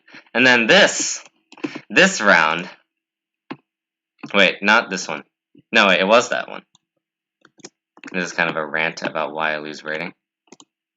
This round was like all of AC coming together to form this bane of my existence that knocked me out of IM. So I know that if I do this round, I'm going to lose red. Like, it is cowardice, sure, but at the same time, like, it's something I know is going to happen. So why bother doing it if I know it's just going to make me lose red? There's no point. It's simple logic. There's no point in doing it.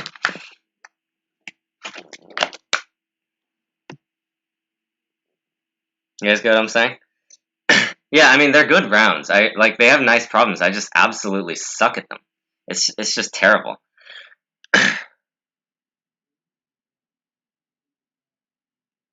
Well, yeah, I tell you to stop caring about rating, but I need rate. Look, I run a YouTube channel, and the whole principle is I'm supposed to be good at this, right? So if I'm not red, people are gonna start hating me. You know what I'm saying? That's probably not true, but you know that's the idea I have. Being red lets me farm views. That's what I'm trying to do. I'll rant about Facecam at the end. Let's do this for now. So first, we're gonna fix the length. We're doing push DP. That means we push states onto further ones, like I plus 1, j plus 1, k, for example. We're gonna push states onto further one.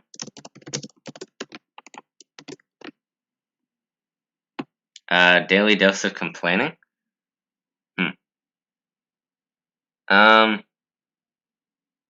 I guess I can do complaining after the round. I mean either DP works, but I feel like in terms of a problem like this, where the transition is you pick some character and then you change it or you don't, I feel like push DP is easier to visualize here. But whatever works, really. So first we do that, then we do...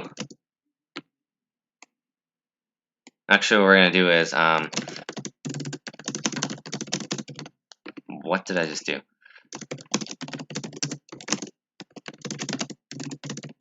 J is less than n, j plus plus.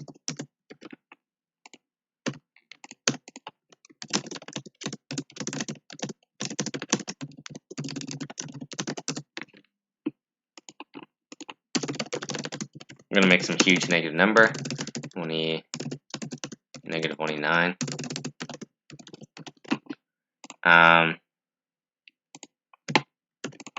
dpij k equals inf. Actually, we're going to make this big number and then call it negative inf.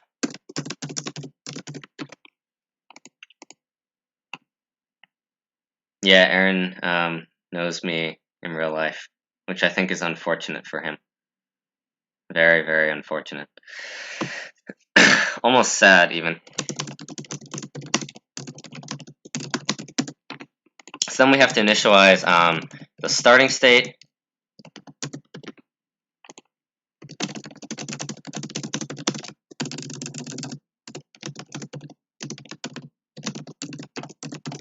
So this is length.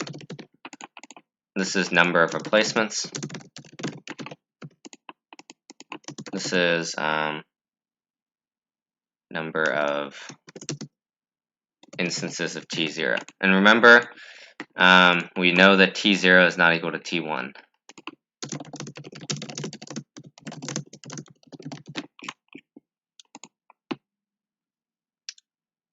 So now first transition.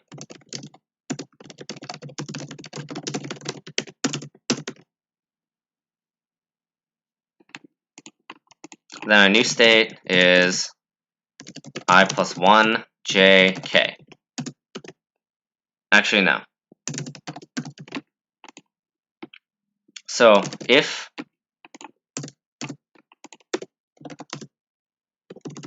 we add character of si. Minecraft speedrun. That's funny. I don't know. I'm not good at gaming. It's going to be kind of sad. The donut, yes, there is a significance. It's a very complicated backstory that I may share on a later day, but not right now. Do a type eraser? I don't know. I've got like 100 words per minute if I can focus, but on stream is going to be terrible. I'm going to like totally bomb it. So we add the character si. First transition that we don't replace. So if si is equal to t0, then we go to dpi plus 1 j, and we automatically get a new character. So because it's equal to t0, I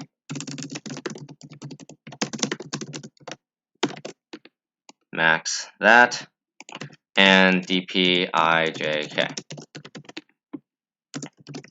And we just do this because we don't have any more of the answer. We don't have any more substrings. Otherwise, if si is equal to t1, then we get dpi, because we don't get another of the first character. So dpi plus 1 jk equals max dpi plus 1 k dpi j k plus k, because we have some number of, again, we have some number of a's here, and now we automatically get another b, which means we're going to add 2 to the answer. So it's equal to plus k. I'm going to make this an else. Else, then we just go to dpi plus 1 jk, because like we just add something to the length and we don't affect anything else. So here we get rid of the plus k, and that's the transition. Now we do the second transition. Change to a, or change to t0. Then we get dpi plus 1 j plus 1 because we use another change, and then k plus 1. So if it's already equal to a, then we're going to, if it's already equal to t0, then we're going to cover it in this case.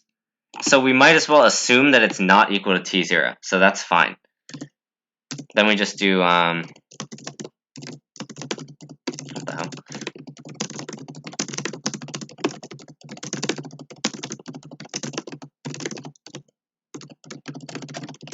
Okay, and we don't add anything to the answer. Otherwise, the third transition change it to T1. Then we have the state of the new length. We make another replacement, but we don't get another of the first character. However, we do add k again. So actually, this is kind of simple, because we can just copy that and it's the same transition. Now, the only thing that matters is that the length has to be n. In the final state, the number of replacements we can have can be anything, and the number of a's we can have, the number of t0s we can have, it can also be anything. Well, actually, this specifically has to be less than or equal to k, but the other one doesn't matter.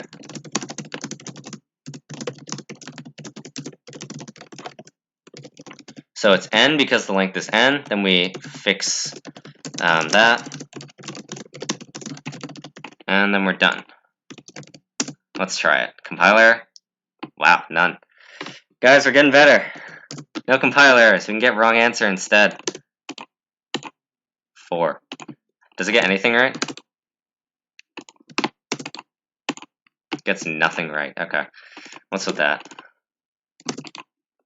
Must have messed something up. What the hell? Okay. Alright. What's with that?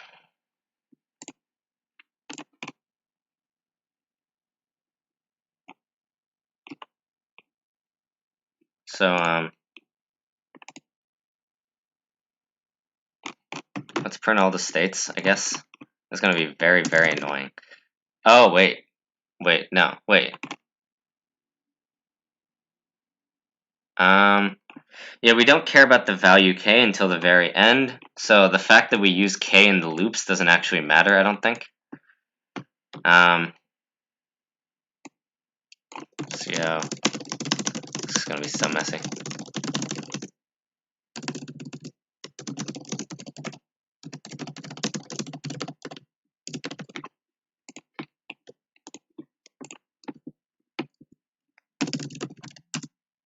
This is how you debug, I guess.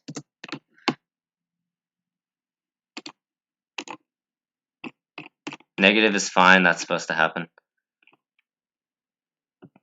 So 1000. No replacements, no anything, that's fine.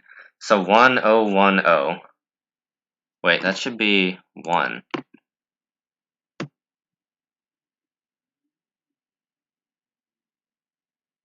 Oh, whoops. Okay, that might fix it all. Might not, who knows? Did someone point that out? No. Yeah, see ya. Hope you enjoyed. Not really sure how the streaming is going. It's kind of fun for me, so I guess I can keep doing it. 3, 10, 16, 15. Alright, this should be good. And the complexity is still of n cubed. So yeah. Okay, that is that. Sure, rank is quite bad, because penalty. But you know. Again, it's not about the rank, it's about solving the problems. Yeah, okay. So you guys figure something out. I'm gonna go to the bathroom right now, I'll be back, and then we'll get this going. With whatever we end up doing. I'm not actually sure what we're gonna end up doing, but we're gonna do something. Let me mute my mic because it's kind of loud.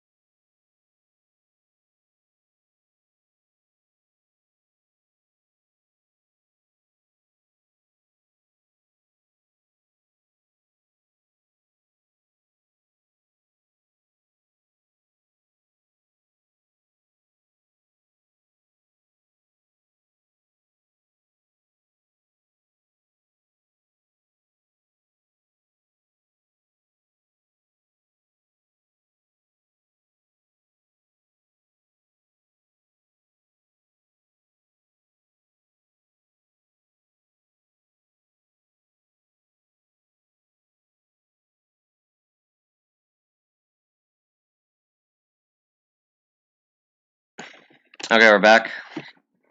What have I missed? What do you want to force me to do? Yeah. What I can do right now is I can re-update the subs. That should be cool. Make it 111118. Oh, I missed 1111. That's sad.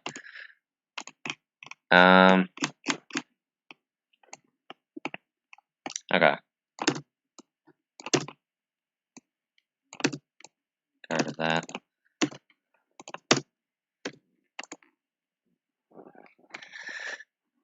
Let me load the chat back on mobile since I'm more used to reading that.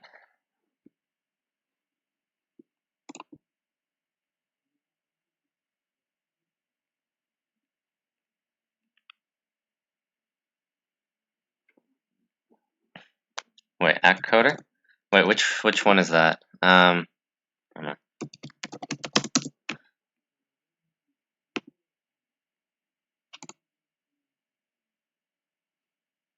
Wait, 176? I'm pretty sure I did that one. Oh. That F. Wait. This was the... I do not know how to solve that. General idea is that it's some sort of DP or something where you, some sort of DP where you...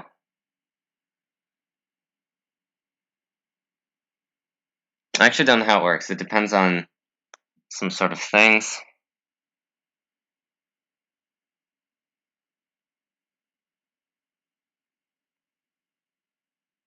Yeah, I don't know how to do that. It is very hard, to me at least, or probably to a lot of people. Yeah, Everett, you want to get up here and explain the solution? Can if you want.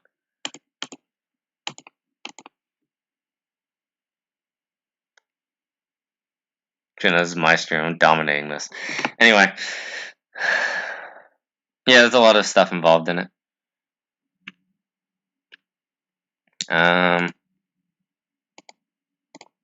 What is this? What do these numbers mean? Are these viewers? Oh, cool.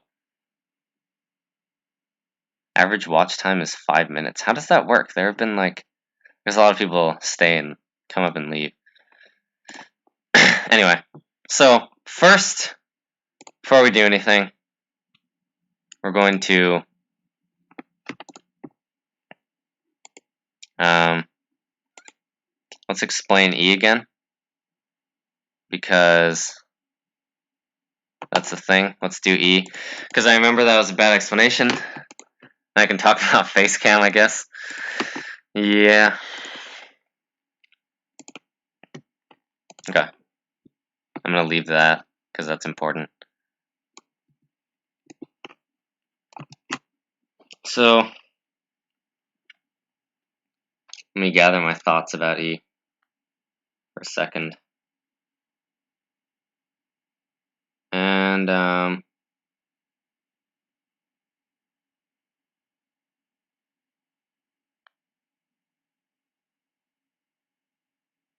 make that into a wallpaper? Yeah, why not?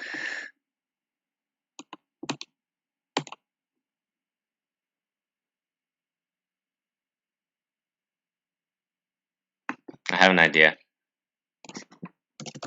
The fastest way I know to convert an image to, like something downloadable is this. So we're going to, ors.png, or just ors. And we're going to make a few configurations to the YouTube. Hope you know where I'm getting at here. How do I do this? Channel settings. I'm going to do this.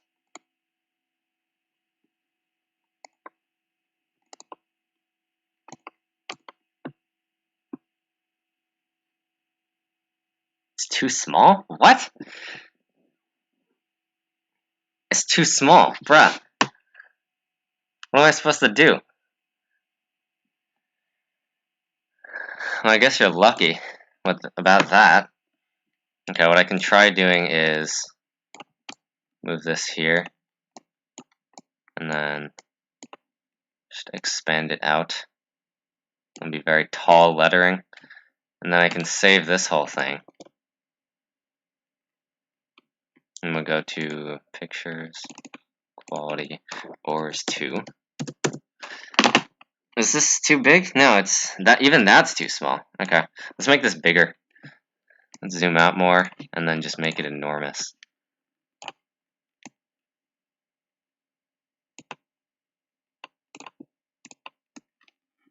And expand it this way. Okay, now we can save that. Increase resolution. I don't know how to do that. Is there an easy way to make it bigger? Actually, is that the way? Let me save. What? Oh, it's already saved. Okay. So we go to Ors 2. Is this big enough? No, it doesn't work. Okay, what do we need here? We need to be 2560 times 1440. Downsize this a bit. 2560 times 1440.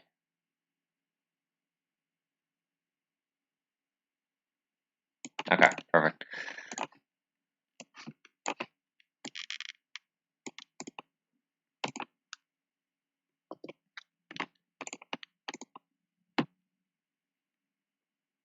Want to use a fresh brush? That'd be too easy. We have to extend the original overall ors. What? What does it want? Adjust the crop. Can I just make it like not crop? Is that possible? I don't think it's possible.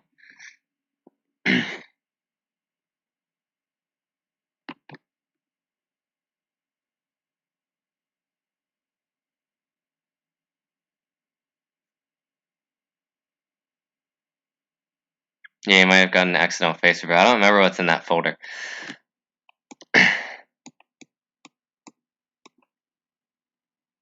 Actually, it might be even more interesting with the crop. Let's do that. Well, let's just have it be cropped. Yeah, I can make it smaller too. I guess that works.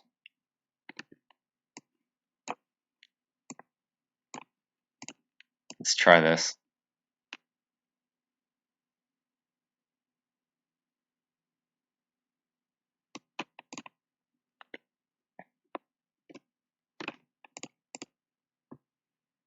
Here, you'll see it again because I have to upload it again.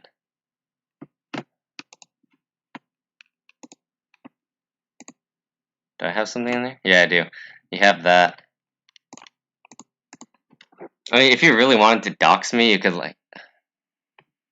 I hate YouTube. I do. I hate YouTube. Wait, can I do shift and make it scale? No, I can't. Let's try this.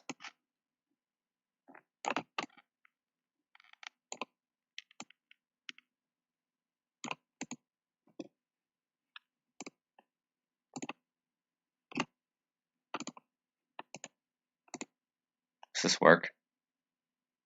Still doesn't work. Alright, we'll leave it cropped for now. I'll just figure it out later. Yeah, because I could make it smaller. That's true. That is the smartest thing to do, probably, actually. Oh, shoot, I left that.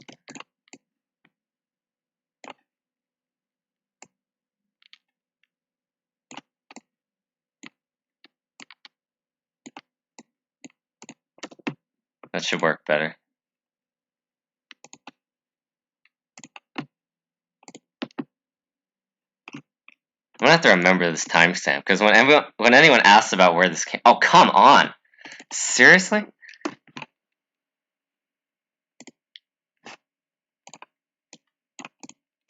Seriously, YouTube?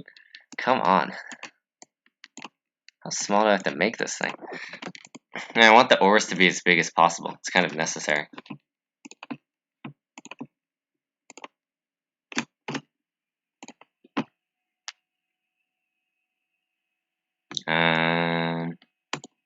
Yeah, in that picture, I have my face in the donut, I'm pretty sure. I'm so close. Wait, does it get? I swear to God. Okay, we're gonna make it that, and maybe a bit more, a bit less tall. Might be like dynamically reducing the crop as I make the photo smaller, which is very, very annoying. Okay, finally. Screw mobile. We're good. Good policy. Alright, where are we at? Does this work now? How do I go here? Huzzah, it works! Took way too long. Okay. But it works, and we hit 1.12k. I think doing this worked. It made it work. So that's good. These timestamps are going to be really interesting. Like really, really interesting. Kind of excited to do them. No, I'm going to explain E right now. That's what I've been holding out on. Yeah. So we're going to leave this at the bottom.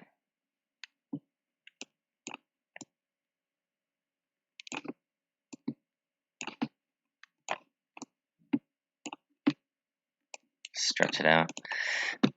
Okay, now I will actually explain E for once. Also, yeah, I do watch chess. It's kind of fun. Okay, I'm going to make this bigger so that it scales. Okay, what do we have to do? So in this problem, we have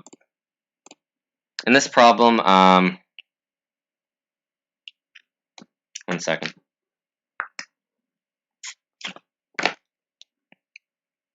Wait, someone got a photo of me, or is that someone else? Wait, what are you talking about? Oh my god. No, actually, no. No. I'm not relenting.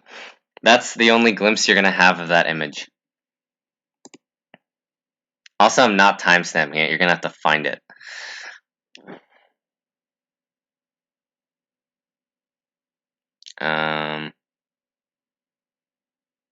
Yeah, I'm evil. Okay, we're doing E right now. I think, do you guys want explanations to any other problems, or were they clear enough as I was going?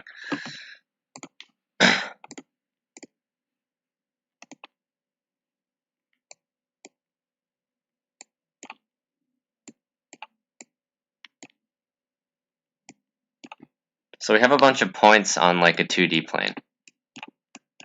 And basically what we have is, we have two horizontal platforms of length k. So this is k, and the other is also k. You want D again? That's fine. Anything else? So at a certain point in time, you're going to turn on the grid, and everything is going to fall down.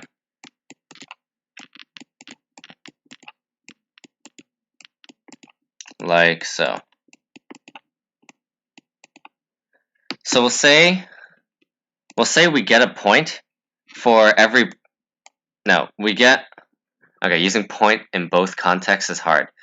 So we're going to say a point is good if it'll eventually land on a platform as it falls. We want to place the platforms to maximize the number of good points. That's the problem statement. So the first observation is that, let's say we put the platforms at like some negative huge y-coordinate, like even below the ever-will ors, right? So if we put the platforms below the ever-will ors, what will happen is, like, it doesn't matter where the y's are. Eventually they're going to fall down also below the ever-will ors, and they're eventually either going to hit the platform if they're within the x range, or they aren't. So what that means is, ultimately, the y-coordinate has no effect on the answer, since we can always put the platforms below the ever-will ors. So now let's convert this problem to the 1D problem, where all we care about are the x-coordinates.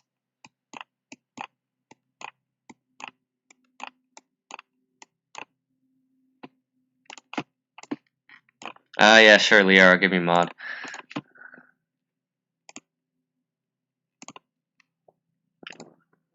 Okay.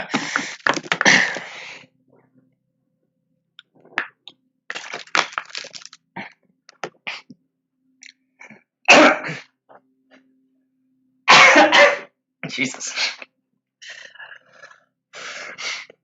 Okay.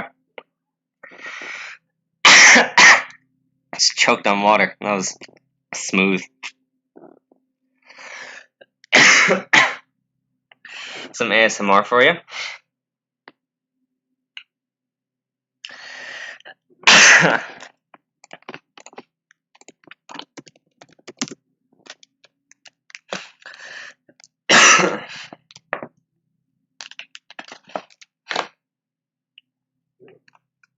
Alright. That was fun. Okay, one second.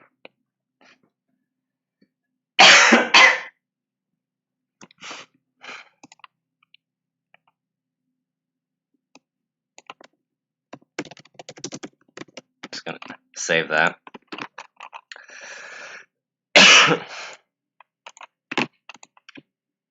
Okay, I'm gonna be right back and get more water. Because I need, I need some more water.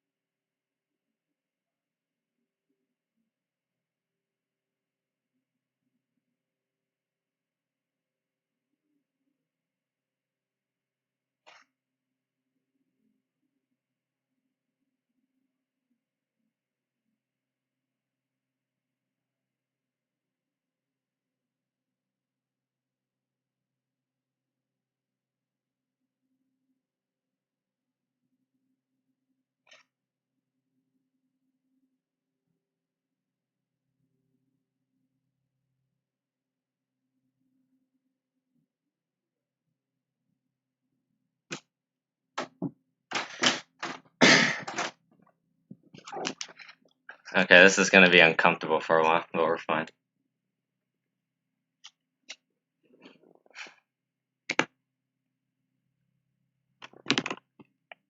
Yeah, F is basically DP.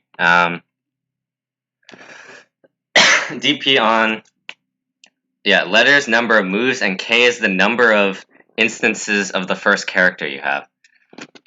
Well, it might be Corona. I don't know. I think choking is just stupid. Not exactly a disease I have. Okay, let's rename the stream. Yeah. Okay, now we're gonna explain E. So how do we put the platforms down? Now that we have the 1D problem. So another observation we can make is that every platform in the optimal answer, it's okay to make it either start or end at a point. Yeah, it's okay, Lyra. This contest took me 100 minutes. Not at all because of this stream, obviously. So everything will either start or end at a point.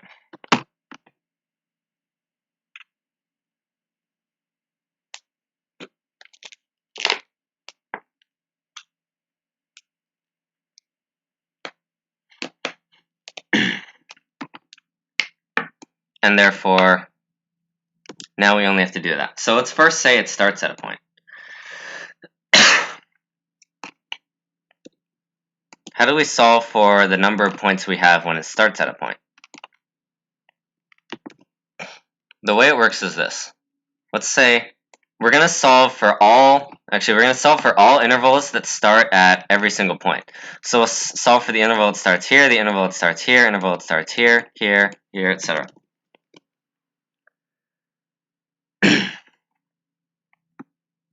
Yeah, so say, 2 pointers. So say we're here.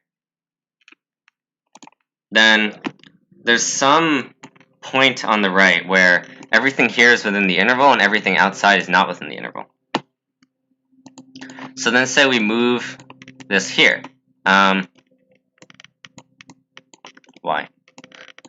to move this here. Now the end of the interval we're at changes from, say, here to over here. Let's say it's long, even though it isn't long, just for demonstration. Now this is within the interval, and we want it to be outside the interval, so we want to move it. Then this is still within the interval, so we move it again, and move it again until it's finally outside the interval. So again, all of these points are within the interval, and everything else is not.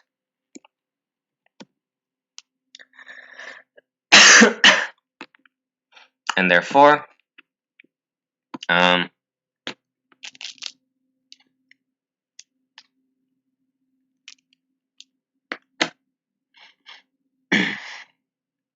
just realized it's not actually necessary to compress, but whatever. Whatever. So, yeah, basically, now we move this over again, and then we just keep moving this over until we solve for all the points. And this works because once you have this position, like, it's really simple to find the number of points in between. It's just some function of the distance of between these two. Also, see ya. Yeah, it's not actually necessary to compress. I was just being weird.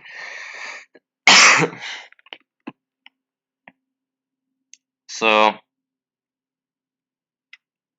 what's the complexity of doing this? We note that, like, because as we move this over to the right, the endpoint of the interval is always also going to only move to the right. And therefore, this blue thing, this blue pointer that marks the end, is also only moving to the right. So it starts here, moves to the right n places, and therefore it moves O of n times. And obviously the first pointer also moves O of n times. So in total, the whole thing is just O of n. Then,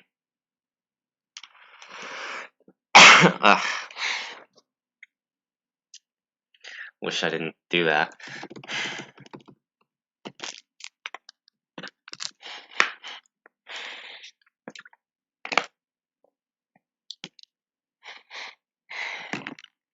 So now we're going to, so basically that's how we do it. And this is called two pointers because you have one pointer on the left, one pointer on the right, and you use the distance between the pointers to compute the answer.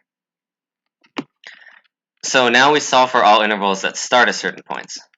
So now we basically do the exact same thing for intervals that end at certain points. Except now we just the blue pointer is on the left because we're moving the blue pointer to the left as we go on. So, like, for example, when we move this over, then this blue point will move to the left, and it's the same exact thing. Well, you can work with start points. I don't know. Like, there's probably a way less complicated implementation that you can do. Actually, there definitely is, because I kind of overcomplicated it probably quite a bit, but that's fine. But my idea is, now that you have this, there's another observation you make. Say the intervals are overlapping. Then, like, all of this is basically wasted space. Like, it's used on both of the intervals. So why don't we just, like, move this over? Why don't we just move this over so that it's not overlapping? Right? And then it's slightly better. And then it's not a big deal. So, wait, what? Did I accidentally delete something? What happened? Was that me? I might have accidentally messed with something on mobile. No, I did, sorry. Okay, so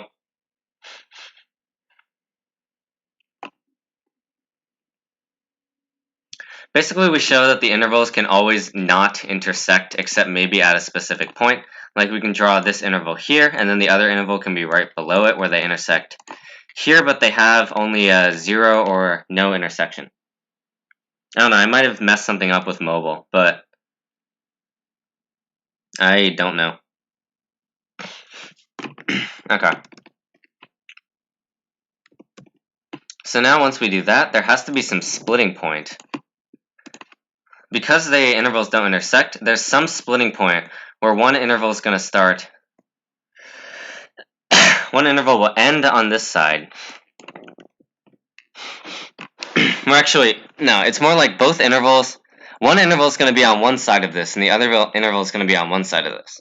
And then if we solve this for all possible splitting points, then we're just done. Because we basically consider every case. And this doesn't overcount because we're not going to count points twice. So now all we need to do is basically, let's say we have a splitting point here.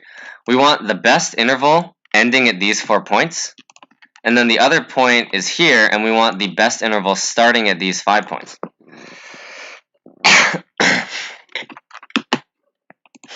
So that's why we do both end and start. It just makes that implementation convenient. And once we do this, then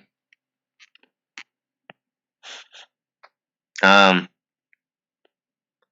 it's kind of just like prefix maximums. Either this is the maximum of all 5 of these, but it's also the same as the maximum of this one and these 4, whatever they may be.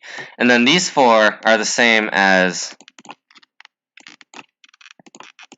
the maximum of this and these 3, and this is the maximum of, what? What did I do? The maximum of, what have I done indeed? Maximum of this and then that is itself. So if we go backwards, then basically this is the maximum of this is the maximum of this plus this is the maximum of this and that, this is the maximum of this and that, and this is the maximum of this and that. And that's how you do suffixes. You do the same for prefixes, and then you just try all possible splitting points. Note that you may also want to try this as a splitting point and this as a splitting point. Even if this doesn't exist, it still may be necessary, especially for the n equals 1 case. And I guess I didn't realize during the contest that this even works even if you have multiple points at the same x-coordinate, which you do. So, yeah, it's fine. It works.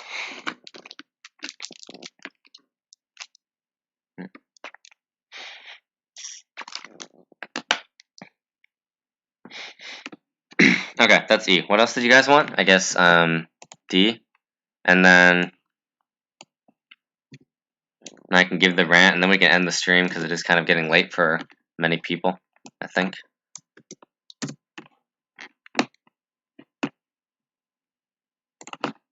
Just quickly go over D.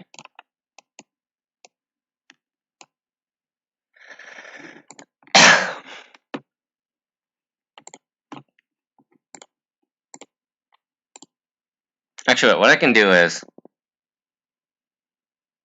I'm not sure how to do it with K intervals, actually. That seems kind of hard. Harder, at least. I mean, you can do it with n squared KDP, but that's definitely not feasible. So,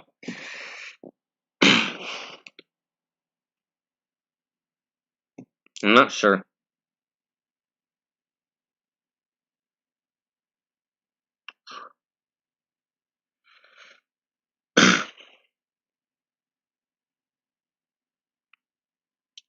For each platform you use, there's a fixed. That seems akin to Alien's trick, which is interesting. Unless I don't know what that is, but that doesn't matter.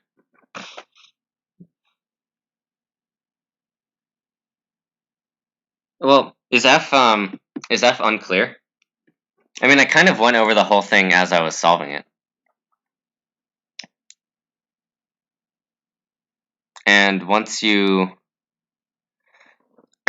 stream ends, I'll post the live footage, and then we can. That'll be available. It's all of the, yeah, it'll just be in the video later. Wait, who asked for D? Are they still here? Wait, was my thing, was my explanation of D not clear, or did you just not see it before? Are they still there?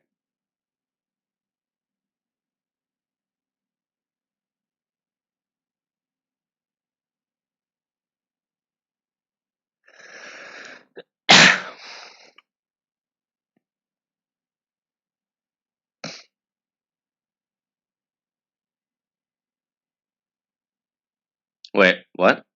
Do you still want me to do it, or is it okay if you just go back in the video? Okay. Yeah, I did go over D as I was explaining it, so when the stream is over, you can check that.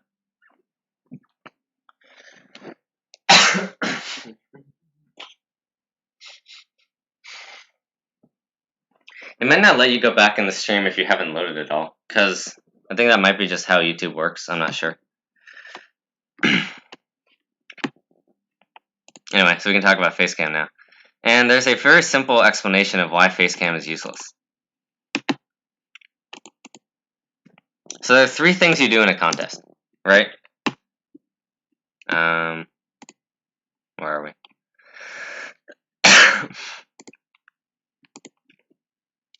There are 3 things you do in a contest. You read problems. Let's say I was solving A, for example.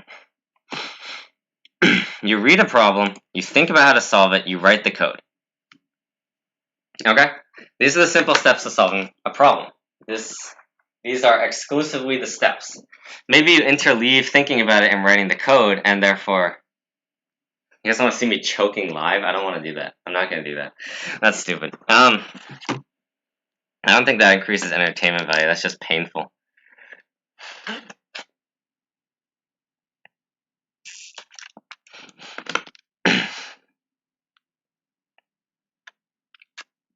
So you do 3 things. You read the problem, think about the solution, and write the code. So how does a face cam enhance any of these? Like, you read the problem, right? I'm staring at the screen. That's it. I'm just reading words. You write the code. So maybe I'm typing, right? I just, like, for whatever, right? Then you type some code, and then eventually you're done.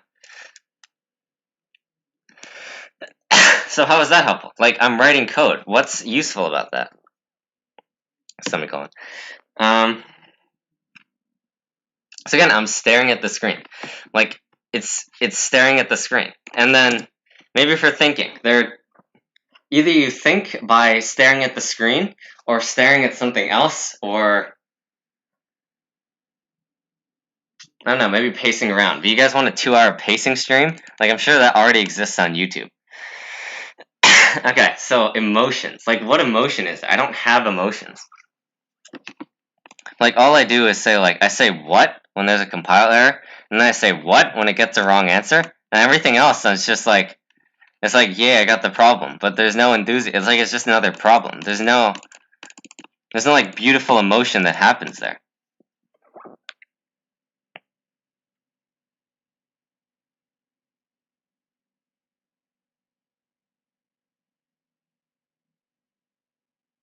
You guys are so annoying. Alright, I'm still saying 10K. Still saying 10K. I made that promise, I'm gonna do it. 10K, and we get a face cam. Or we get some picture or something.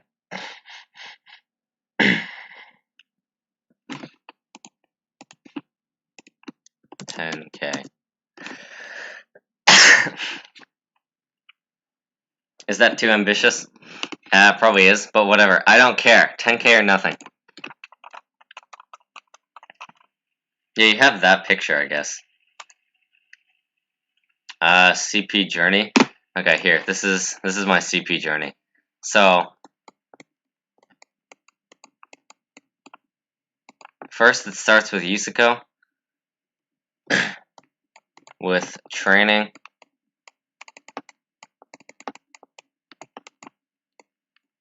And I did like, here, wait. So my CodeChef graph is weird because I started doing things a while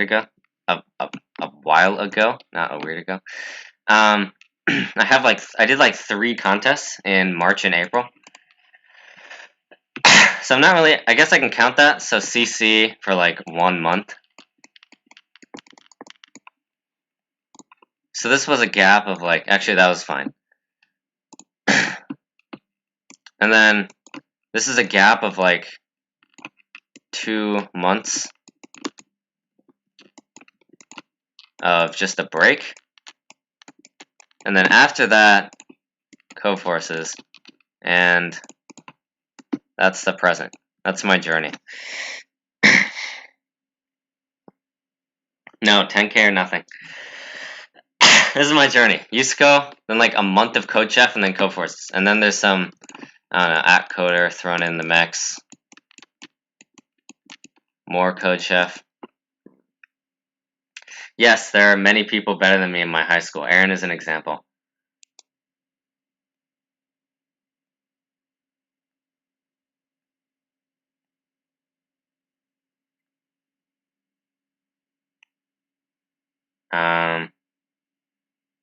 What else? What was I gonna say? I was gonna say something. Aaron is in denial, as always. Anyway, what else happened?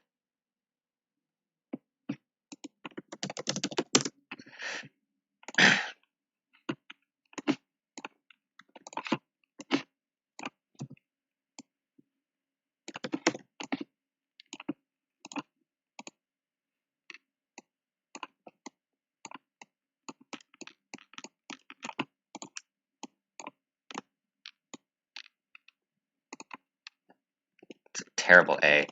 I'll redraw that. I'm gonna make another ores picture. I'm just gonna put them side by side. Okay. 1v1 with William Lynn. You guys all know how that's gonna go. That is a fixed outcome. That is just a fixed outcome right there. There's no entertainment value in that video. You guys want to see me get destroyed? That's mean. You guys are mean.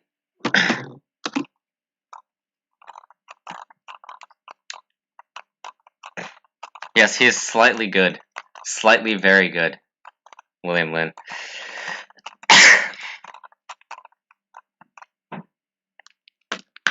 Probably doesn't choke on water on stream either.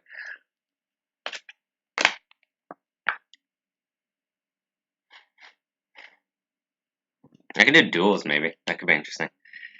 I don't know. I've been trying to figure out like how some like handicaps. I don't know. I've done a couple duels where I type my code in the Codeforces box. So like for example, my process for solving this problem would be like you write the entire program in the Codeforces box, which means you don't get a compiler.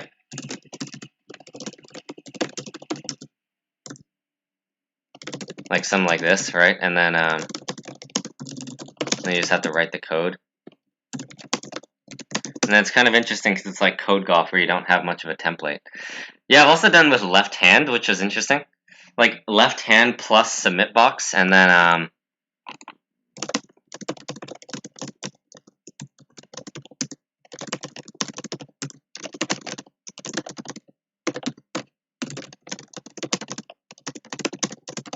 right, and this will be how you solve the problem. I don't have to work like this. And I have slow IO, so I guess that makes a difference. You guys want to do duels? Just had like 3 hours of stuff.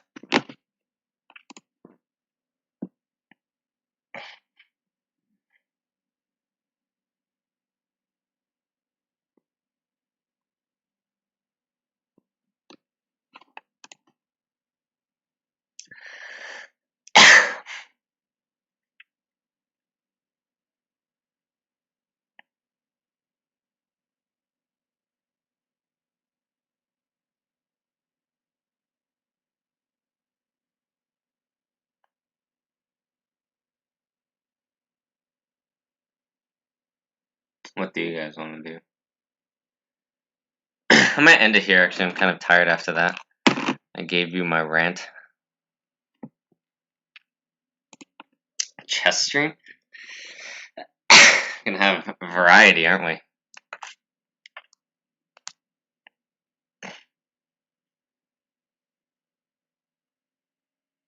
It's not dead. Stream's not dead. I'm just not doing anything. How do I think my viewership will change after COVID?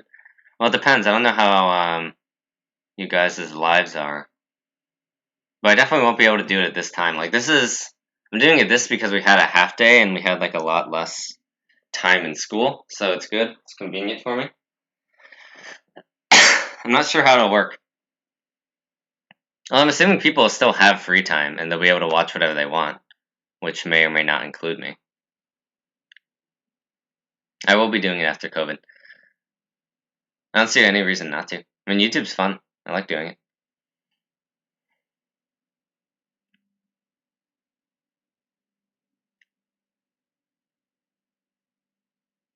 Yeah, see, I won't be red after COVID. That's the difference. You see me barely hanging on the edge here, right? Soon enough, it's just gonna go like... Let me whip it into paint. This is how you modify a rating graph. Just take that and yank it out. And we'll just say, in the future, it's gonna be like whoop. Actually, it'll go even below the Orzes, I think. That's the trend for my future.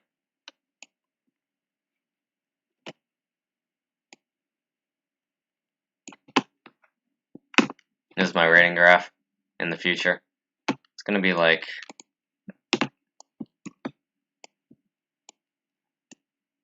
this, I guess. And then we'll just shade that in. You know what I'm saying?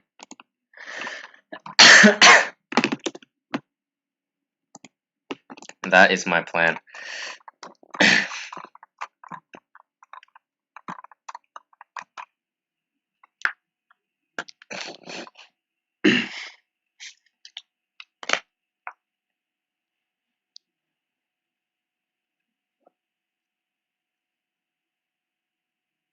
No, I'm going below the ores level. That's the whole point. Like, you see me below the Orzes.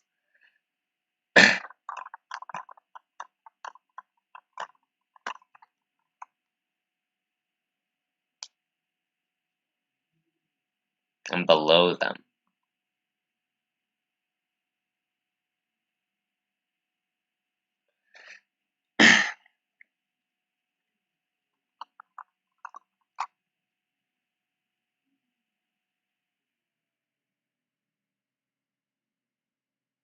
Okay, I don't have anything more.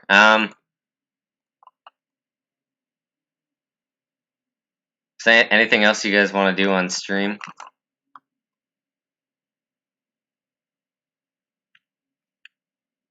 Collab with other streamers, that's fine. Chess stream.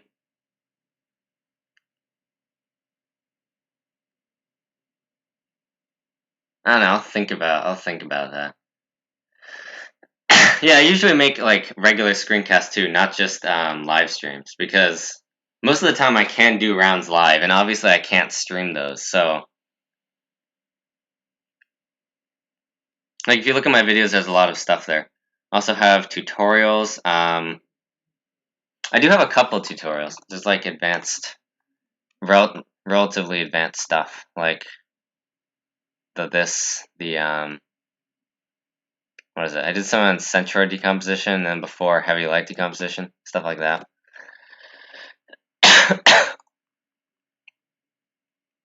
Collab with Second Thread. Like all the big CP YouTubers are like better than me. That's the problem.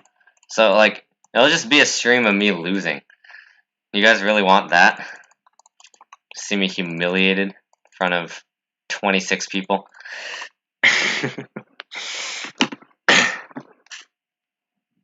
How is he proud of me? I don't even do chess.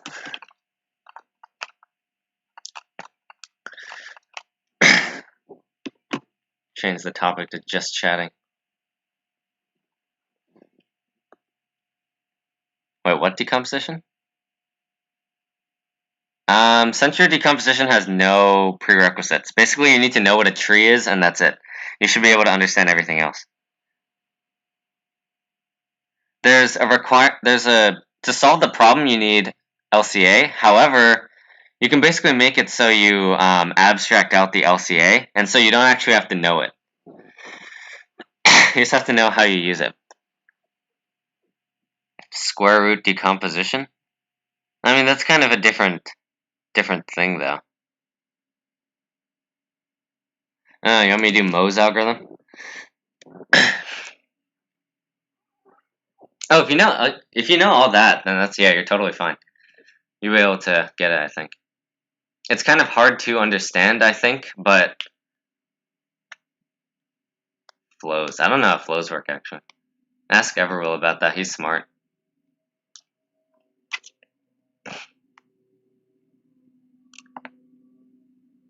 Sure it is. You want me to do type racer? Alright. Let's do that.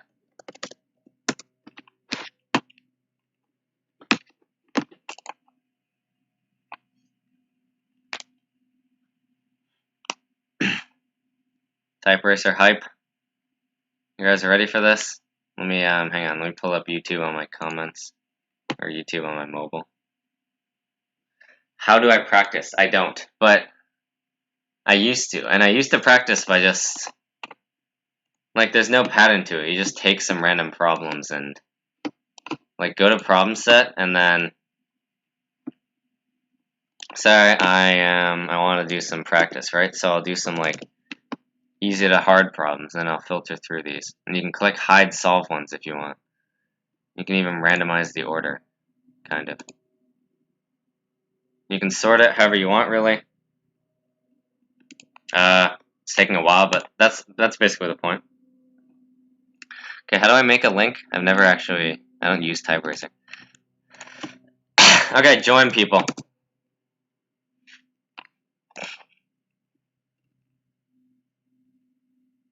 Do I give much time for school? Kind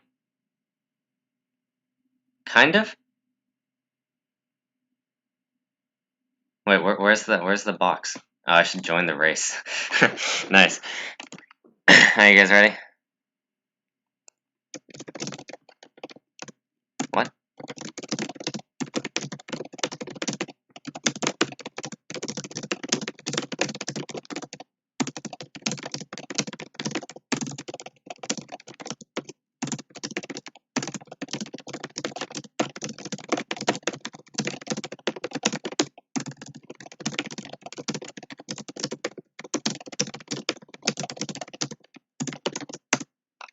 $98. Okay. Wow, who's that? Someone is definitely flexing on me. Is that Aaron? Aaron, I swear to God.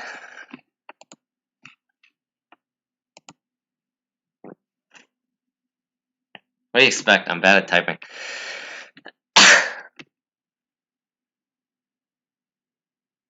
Just so many mistakes.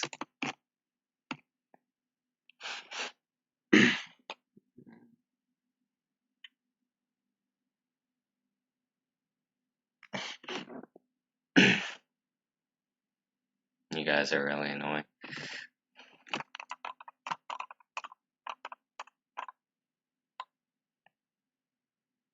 No, you weren't last. There's someone after you. Also these people.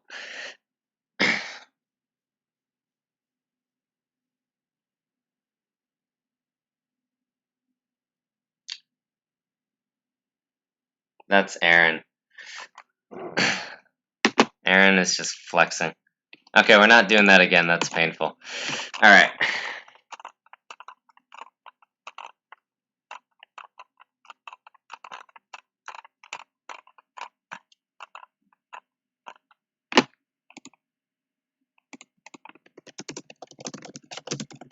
At this point, I have to rename this because, no hand cam. I don't even know how to do that. I'm telling you, my monitor's messed up, so my mic on my laptop, or my camera on my laptop is really hard to use.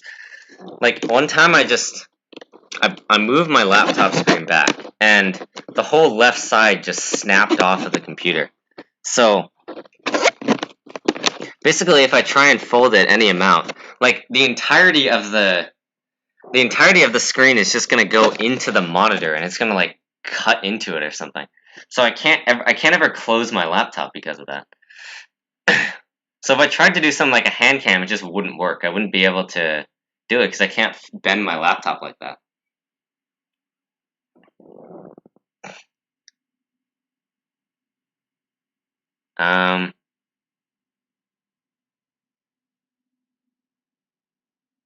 Yeah. Use a separate camera. That's too much work. Let's do that. I'll answer in chat. That's simple.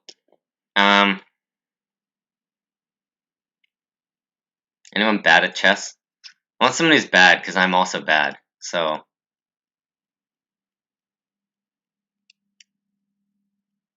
that should be fun. I'm not playing Aaron. Don't let Aaron play chess. The dude's like 2,000 or something.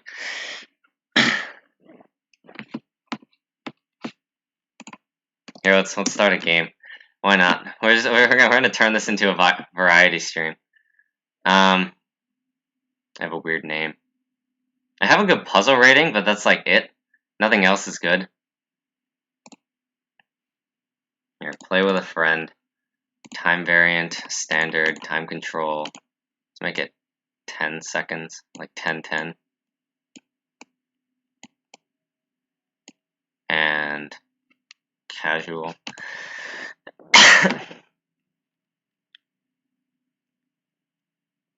Am I supposed to tell you about my alts? What do you want?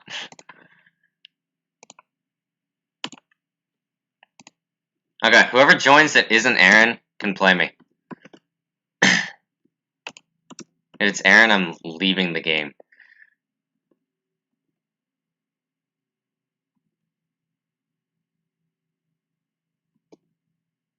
Are you guys able to join, or does it require something?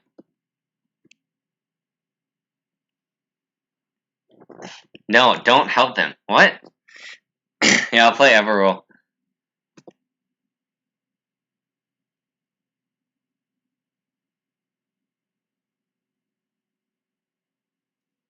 Wait. Oh. Okay. Does that work? No, that doesn't work either. What does it want me to do?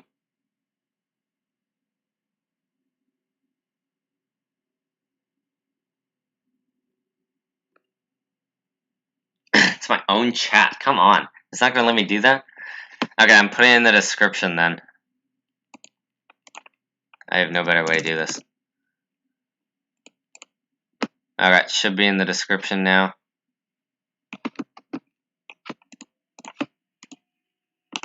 Is it there? Okay, who is this? Speak in chat so I know it's not Aaron.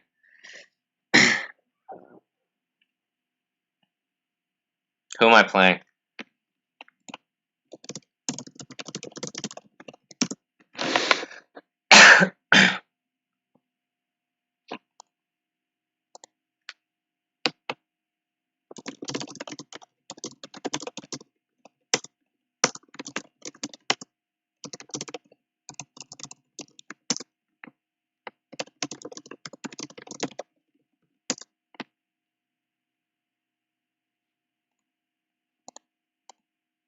Okay, let's make a move. I really don't know how to play this game.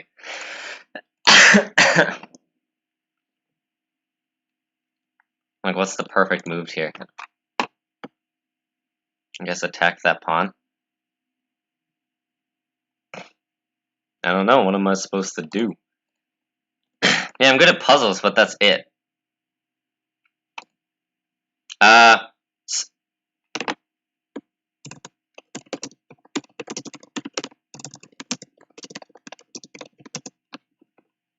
Okay, what happened? Can I edit this to fix the typo? No, I can't.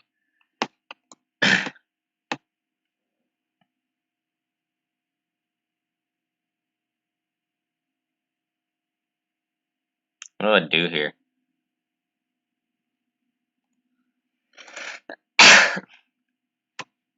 Let's defend that pawn. Pretty sure I just like blocked everything, but you know, whatever. Not a big deal.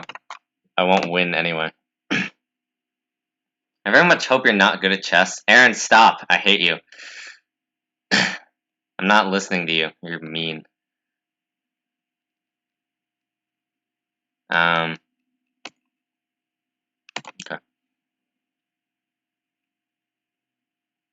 I don't care, Aaron.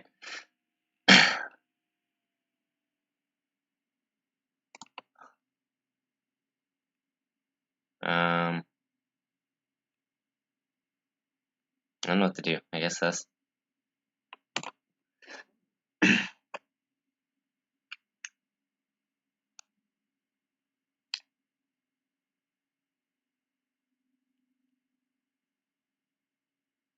Why are you guys so smart?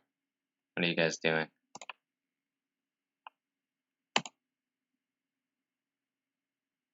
I don't remember what the X means, but it's something.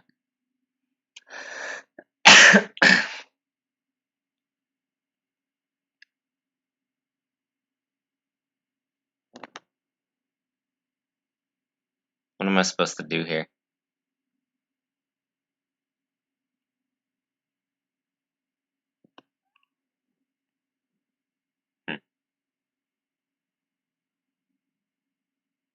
X is pronounced as takes. Wait, so if I take that pawn, then what happens here? He can take with the knight, and then I can take with this, and then we're even, I guess. Might open up the center, I don't know. And then he should take with the knight.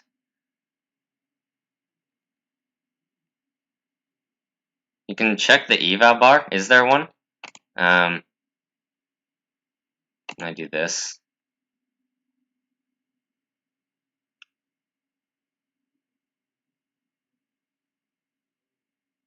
What is painful to watch? Is that a blunder? Have I done goofed?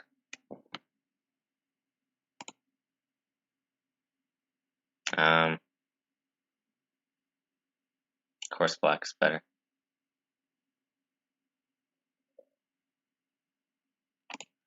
Let's see.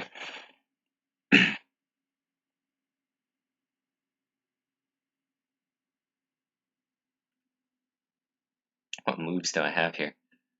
You guys are so annoying the way you're talking about this.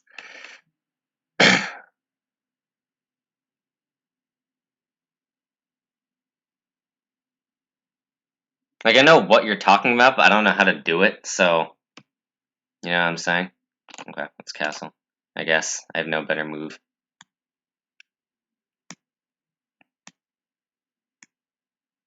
Or maybe I do have a better move.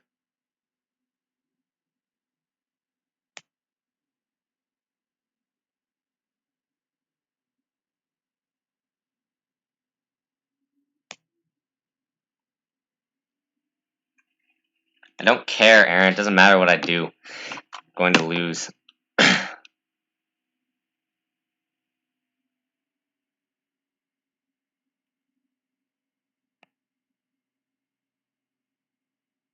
I'm closing the chat. I can't deal with this.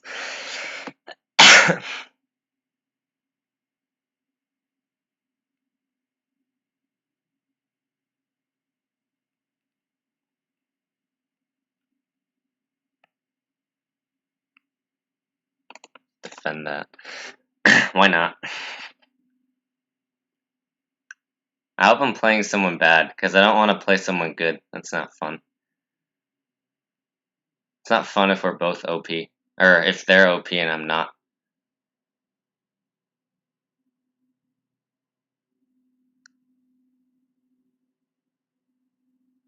LGM and chess, yeah.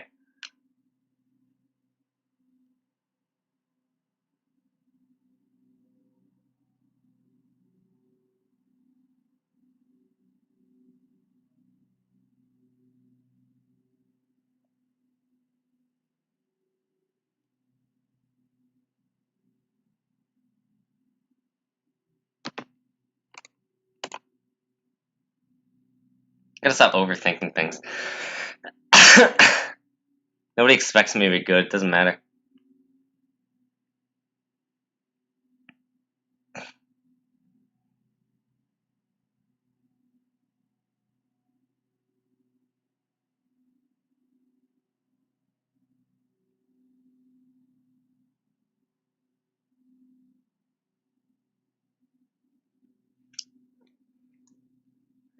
I think it doesn't matter. Every move I do will be a blunder.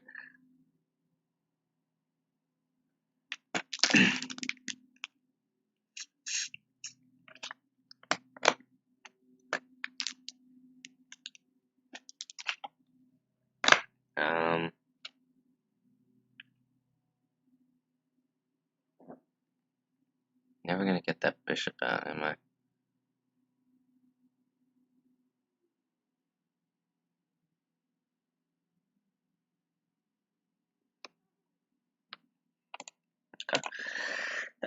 Okay.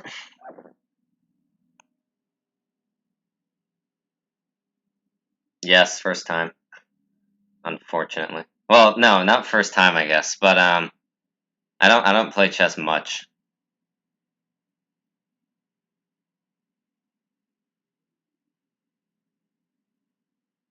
if at all.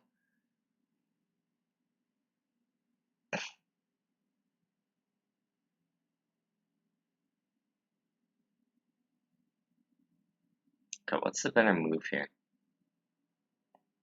Is it to open up the G file? But then that like screws over my bishop, so that's probably not a good idea.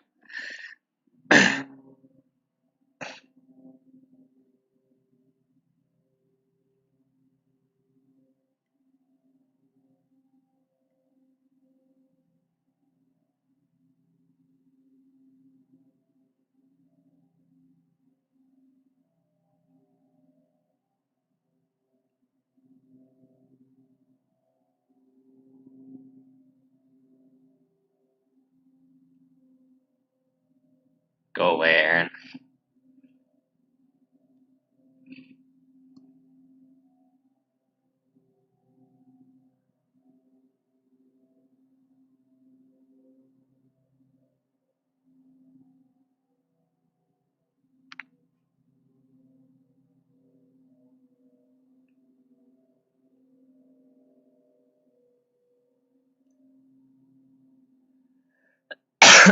What was that move? Oh.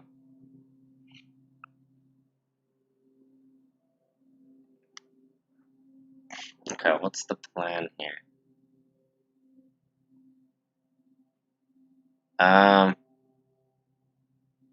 Struggled a lot.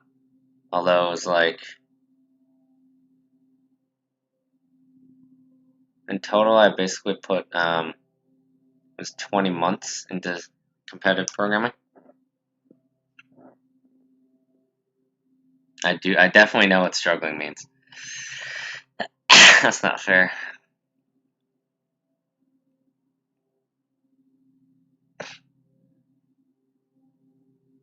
Yes. Yes, Everwill, he is. That is his name. Okay, I don't, let's just do this.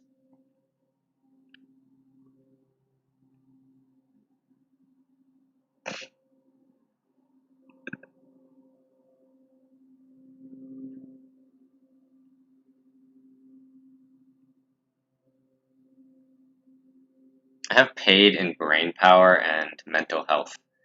Um,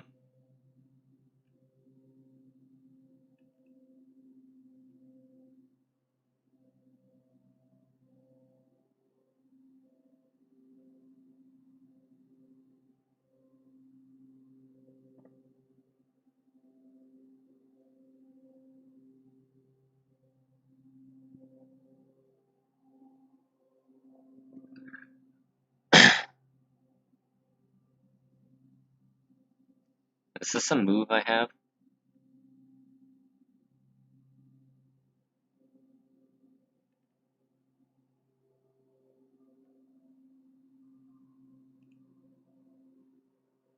Have that.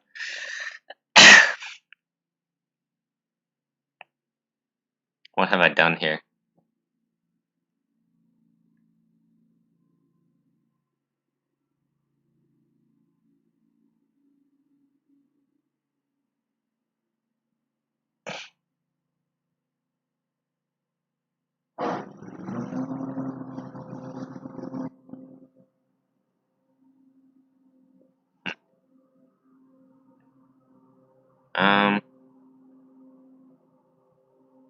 What is the response to this?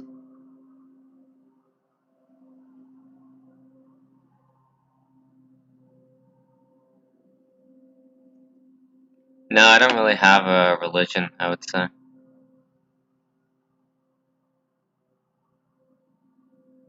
Yeah, I'm pretty sure I'm dead here, actually. Or something bad. Something ungood.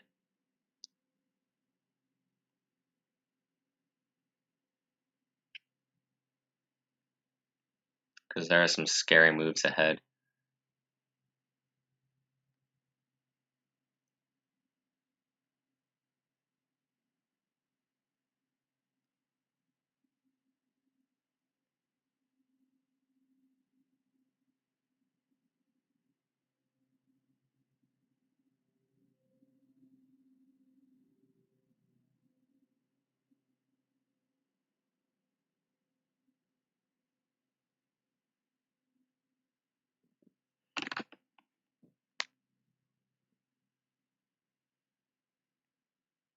I currently am a student, so I don't have a job.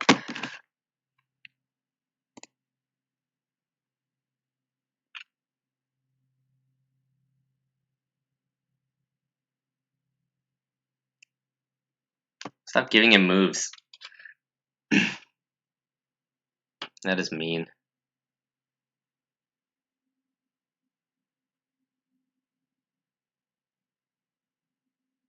If he plays that move, I'm gonna be mad. I think 5 minutes is too long. I think shorter games are more interesting. Because then there are more blunders, you know? Go in the shorter game next time.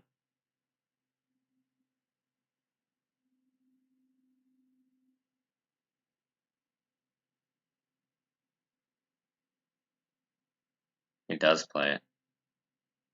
That's annoying.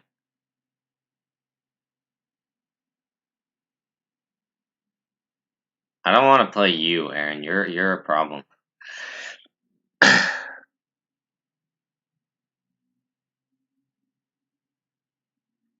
Why would you lose?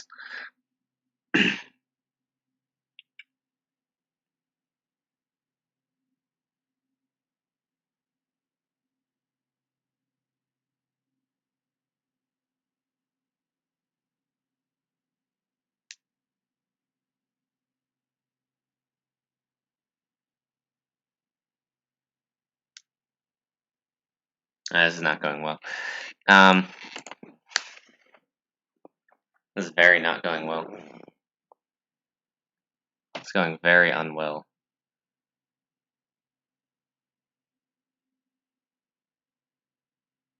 I think I've already lost here. Is that how that works? I think I have.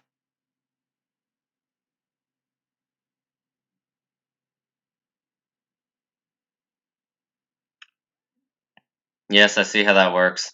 You guys are giving him the winning move. I get it.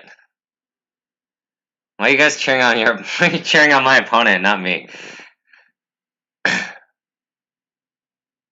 Yeah, best move is queen to e4, isn't it? Then the bishop stays there. Whatever. I don't care. I don't care. It's just a game. Maybe not the best move, but a move at least. Aaron, tell me, was queen e4 better? I know other people are.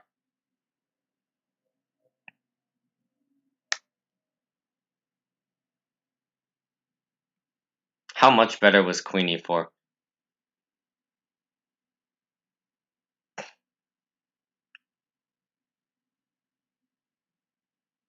Nice.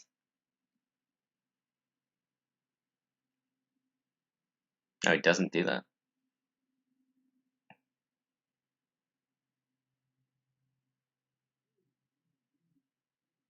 Um,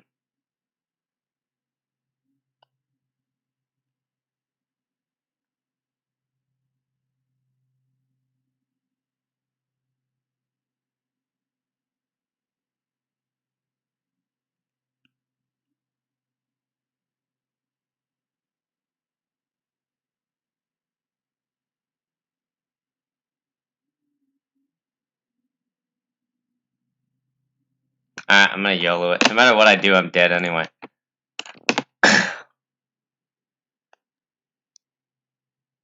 Aaron, I'm ignoring you.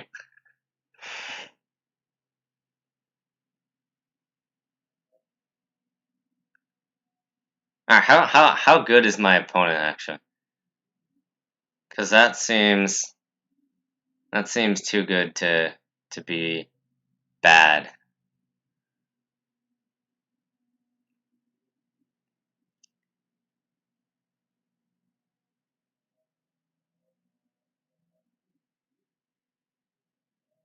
Oh yeah, wait, that does. Oh, what am I thinking? Yeah, you're right about that. That was better. Because then I at least also get some more things.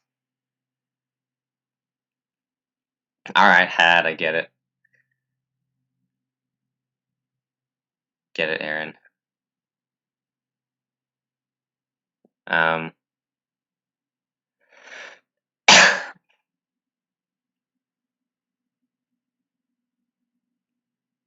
I hate you guys.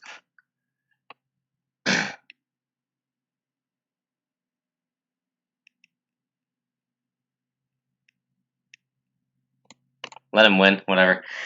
It's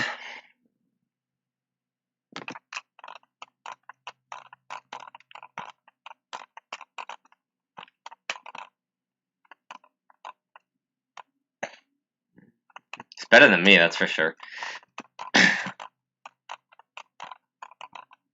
Yeah, sure, maybe we don't find the optimal move every time, but what does that matter? What is that?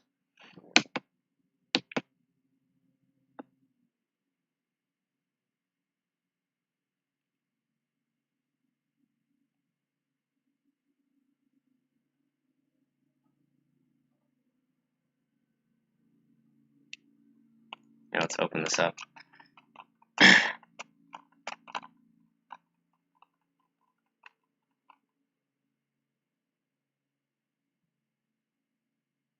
Yes, I'm pretty sure that's the case for me too. Anyone can annihilate me. I don't really play Steam, I guess. Aaron, I absolutely hate you.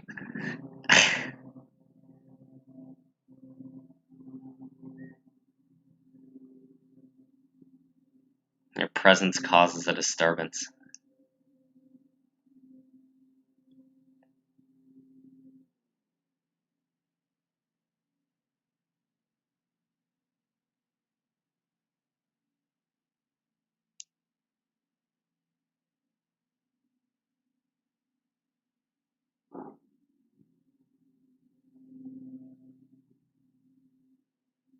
I'm acting? Yeah. I'm a paid actor.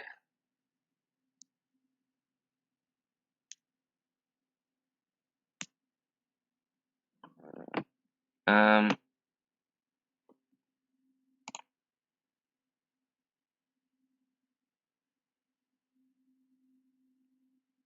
I don't know.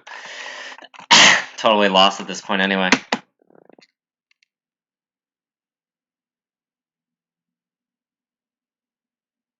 Does that do it? That forces me into that corner, and then he does. Yeah, okay. Yeah, that's enough. I knew it was lost, but at least now I see how I lose. Because, I mean, here it's over, because he'll do that. He does this, right? Or no, wait. I did this. What did he do? Played that. I played this. He did that. Yeah. And I took with the bishop. Didn't really matter. And I do this. He does that. And he does either. I move here, he moves the knight there, and he wins.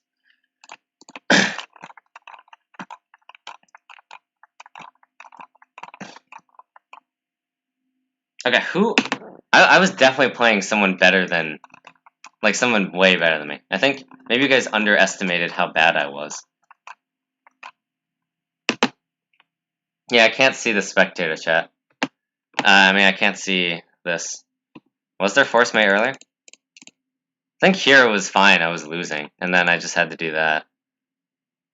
But instead, I guess I gave up that defense. Yeah, okay. Sorry guys, I don't look 7 moves into the future. That's not how I play chess. Well, I guess this was a good move because it forces a threat. What does this do? Oh, the queen's still there. Oh, I forgot about this queen and a bunch of other stuff.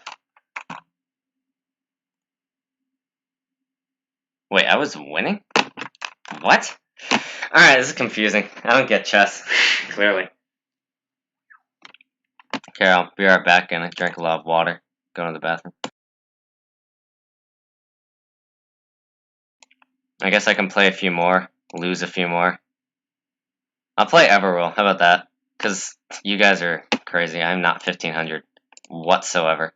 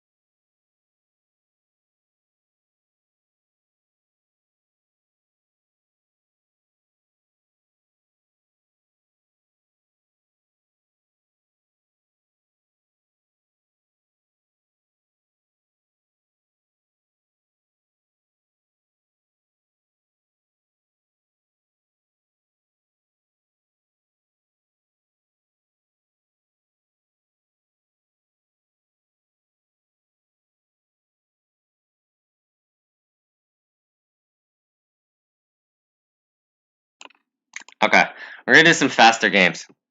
Alright, well, let's play Bullet. Actually, let's play Blitz, not Bullet. Let's play 3 minutes. I'm going to challenge you. Let's play some shorter time controls. So 3 minutes and then 10-second increment. Still works.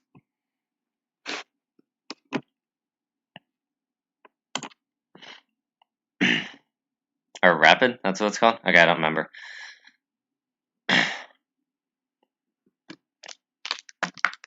Challenge decline. What do you want then?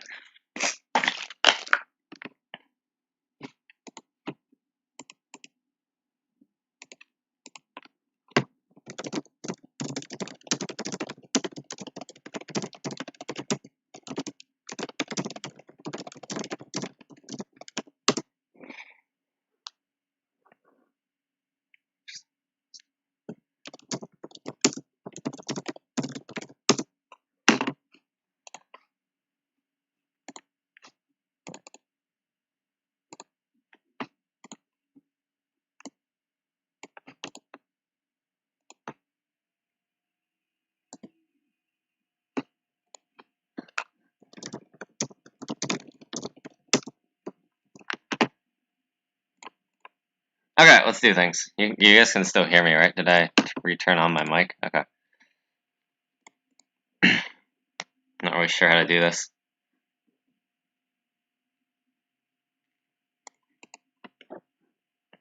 I don't know how to open.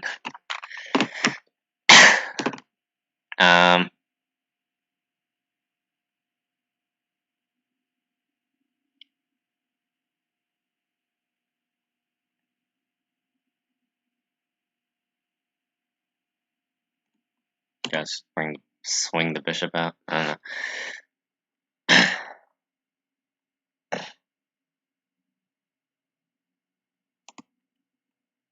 know. Aaron is not Everwill. No, that's someone else.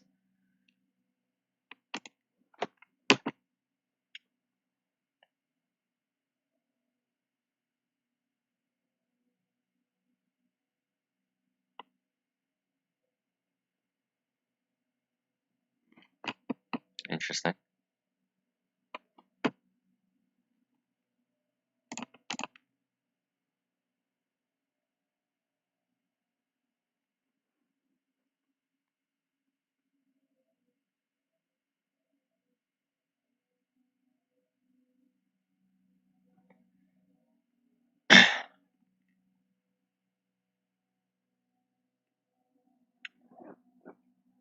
Okay, what is the plan here?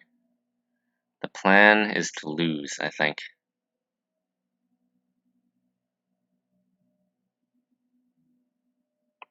Well, with double equals, like with math, it's just wrong. Like you can't say, like it's just not the right notation. I don't think that's fair to say that.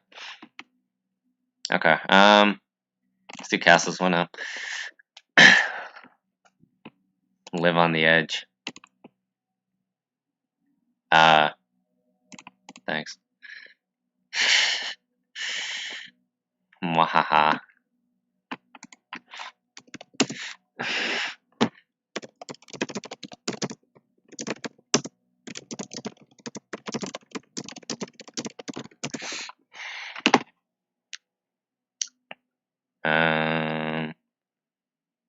Go do that.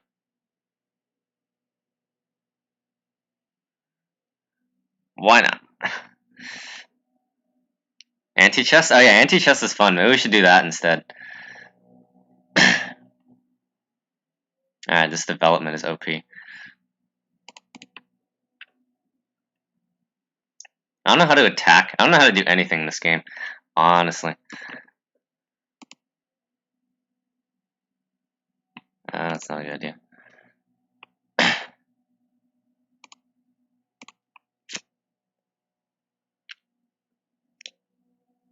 Anti-chess is go away, Aaron. Nobody needs that from you.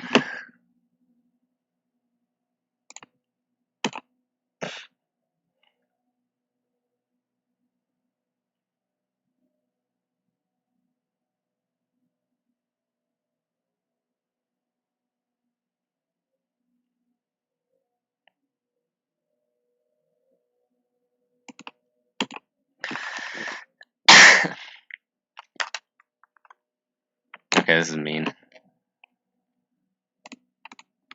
Too lazy to move the knight. Let's just not. Oh, actually, I could have. No, I couldn't have. Never mind. Don't know what I'm doing. Anti-chess is where you try to lose all your pieces.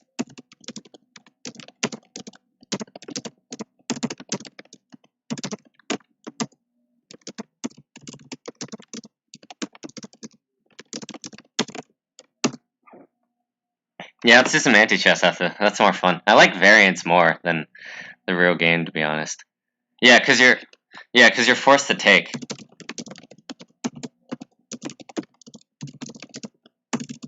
I know, but I want to run down on time to keep it more interesting. Okay, let's do that. Then I can do this.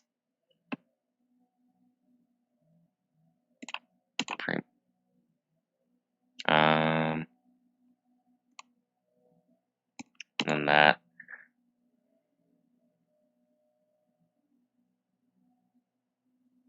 And then this.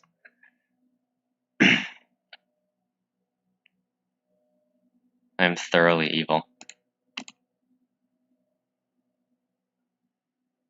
Oh, nice. And I didn't see the rook. Nice. Whoops.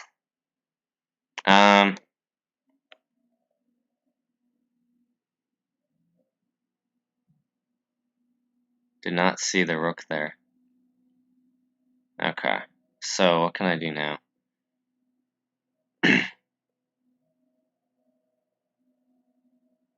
Stop suggesting moves. I don't like you. My goal is to try not to blunder my queen. I think that's the best strategy here. Forgot the bishop was there.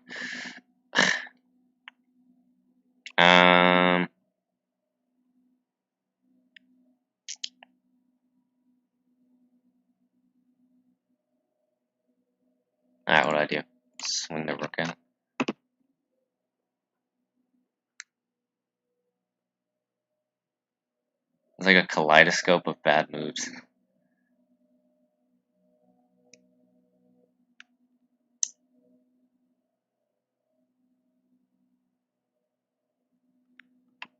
I can bring this knight in. It's funny to act like I have logic behind my moves.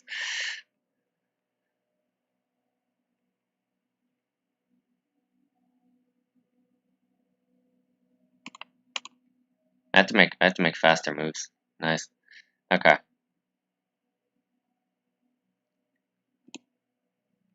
So that will do something.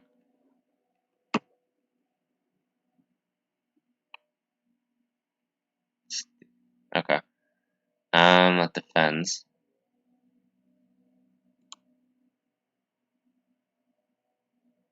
What do I do here? Just gotta play for time. Nice. Yeah, there goes that. Okay, nice. Alright, let's just do a thing. Yeah, I gotta be faster. How did I not see that? It's kind of sad. Yeah, I know. I get it. I know I messed up. Man, we're all sweeping this now.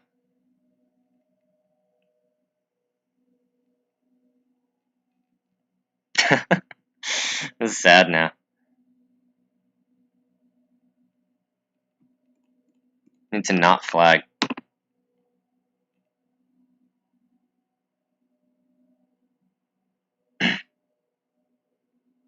Well, no, because the bishop was defending the rook, so that's not a good thing. Well, that's a nice move, kind of.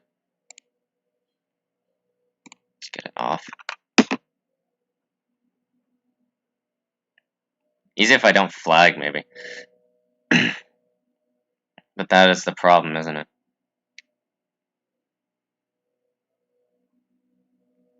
Yeah, this is what good time controls is for. Okay, we trade.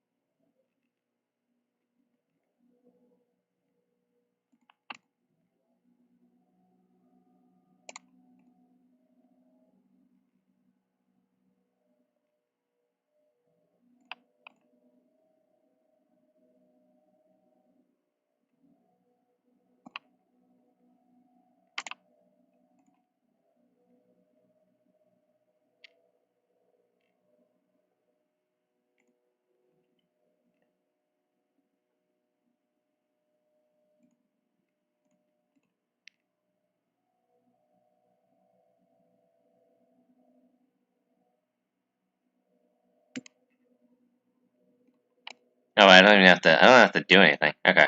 Yeah, because he can't reach me.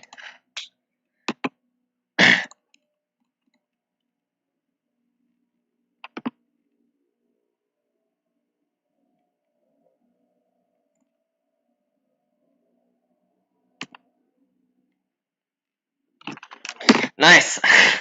Okay, we're doing anti-chess now. We're not doing normal chess. This is lame. I reject all of these. Because I think anti-chess is more interesting. Actually, here, I have another idea. What we can do is, there's this interesting, there's interesting mode. I'm putting it in the description. There's an interesting mode called Horde. You guys should see it for yourself. Whoever gets into it first wins.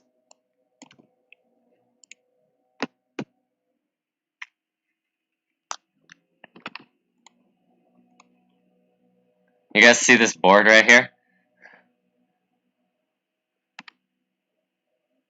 Okay.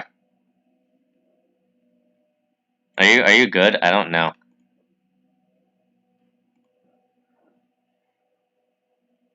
Okay, now Aaron can't make fun of me because he doesn't know Horde.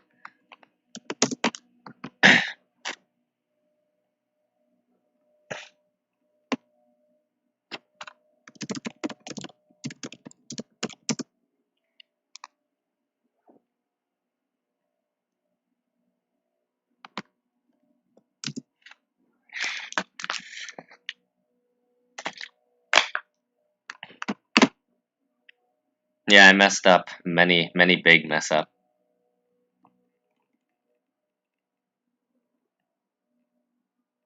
How to what? What do you mean mate pawns? Oh, you just have to kill everything I have.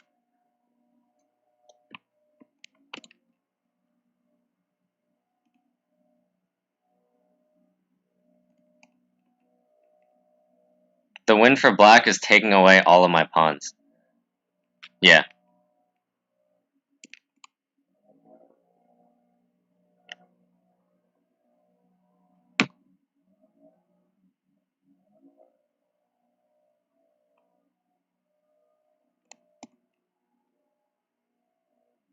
Yeah, Sugimoto is a troll. He is not from Blair. The computer says by default white is winning because like more material, so there's that.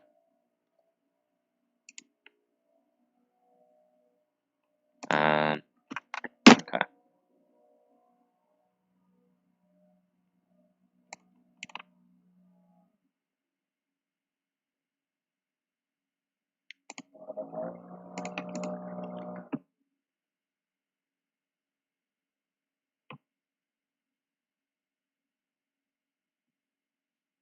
Well, there is very many ways for me to screw this up.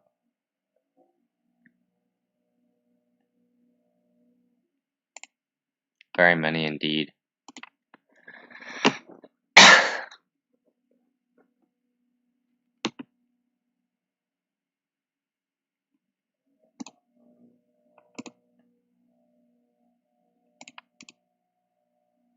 Alright, Aaron, I get it.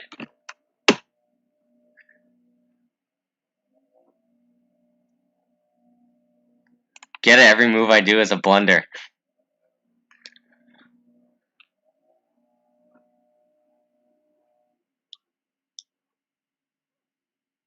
Don't know how to play this game.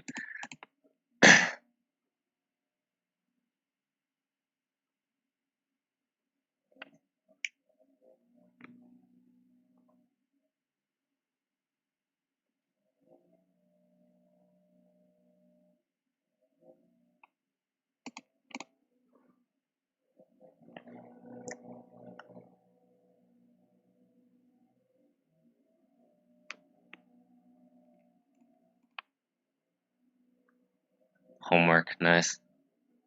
The 3-day weekend, that's all you want. I see.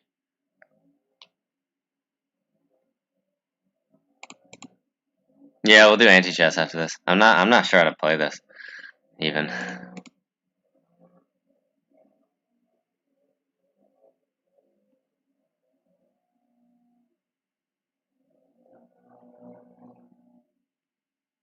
First name is Colin, I reversed it for effect. Not a very specific effect, but just an effect.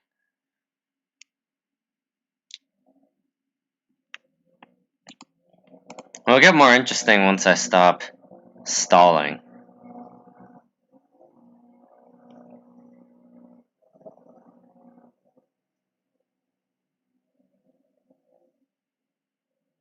Because right now nothing's hanging.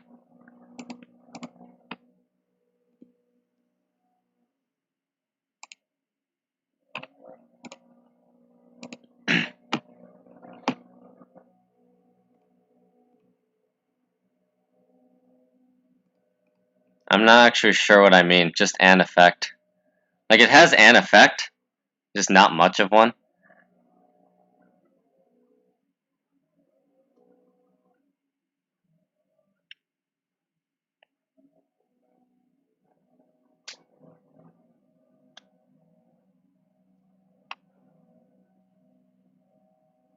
What's up, Gabe?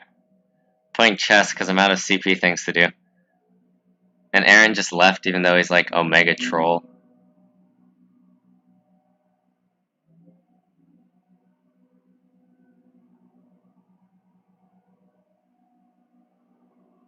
Okay, I'm not gonna let you do that. Actually, I probably will let you do that.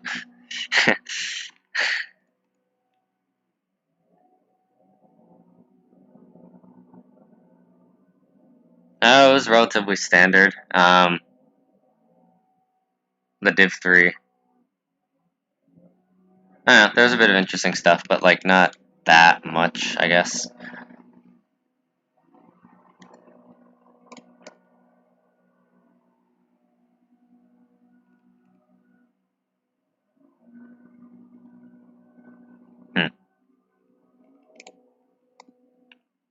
Okay.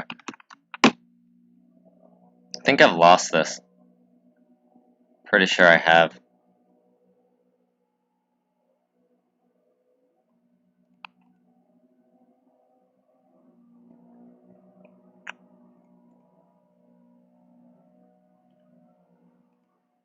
I don't really know how to attack like this, to be honest.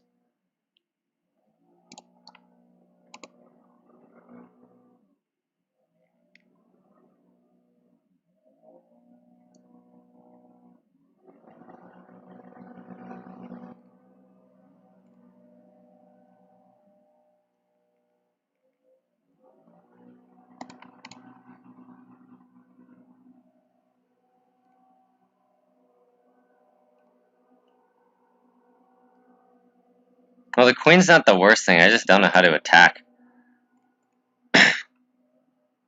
No, first platform for programming was Yusuko.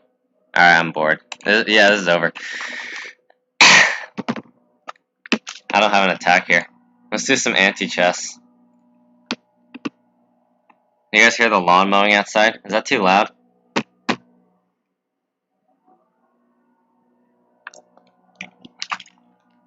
Yeah, I know. The goal is to, Oh.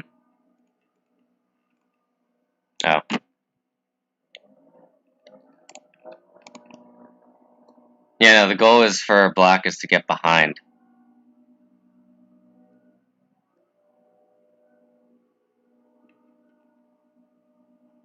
No, as in it's not a problem? Okay, that's good.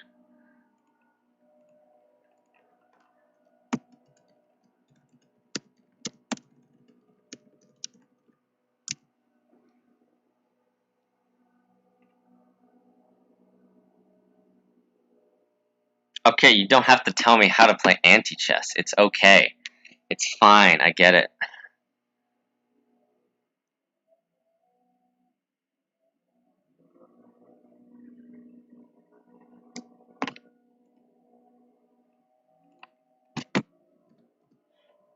You guys are all backseat gamers, I swear.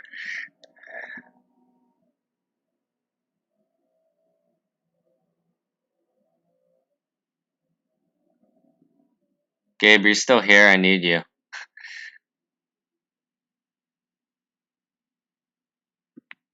Can't deal with these people.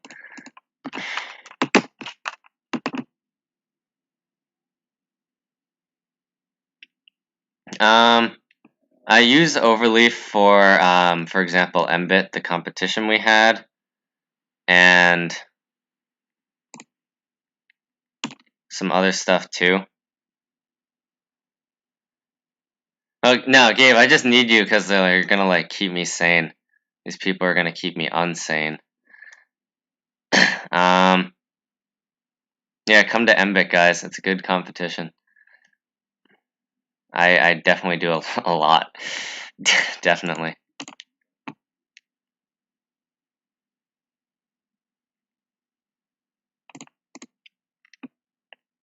Oh, shoot. That was bad. Because now I let him do that. mbit is our competition. That's what I use Overleaf for. Because we write statements in LaTeX. Okay, so I have to pre-move that.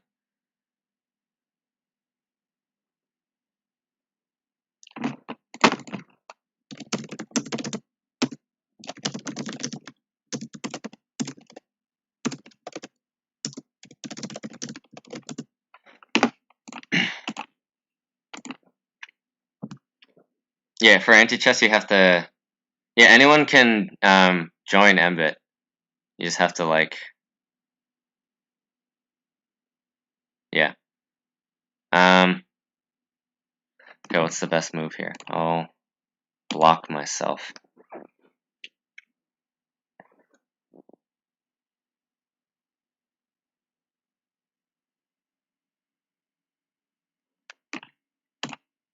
This is a good move. Now, all you can take is the queen.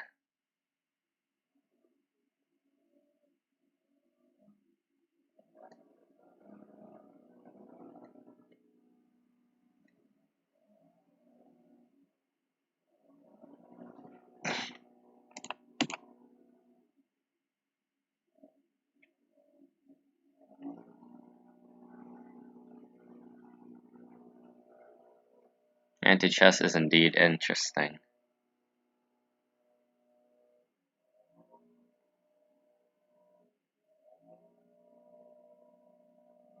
Don't think we'll be consistent about solving doing this, but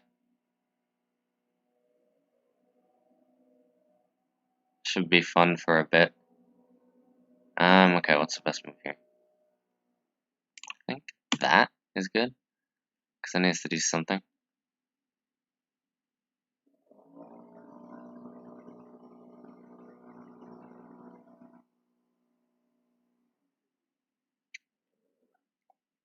What other modes are there? I'm not sure.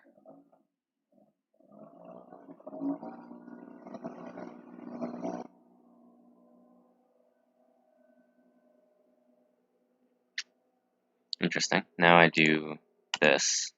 And if he takes the knight, I go here. And then I'm out of captures for the rook. So you can take the knight or you can take the pawn. Either one works.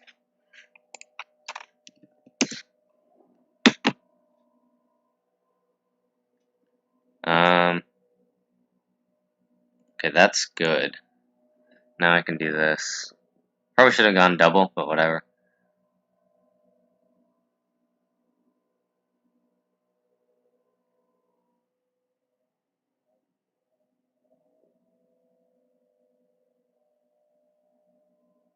I've been doing competitive programming for 20 months. No, it's not a draw. What do you mean? This isn't over.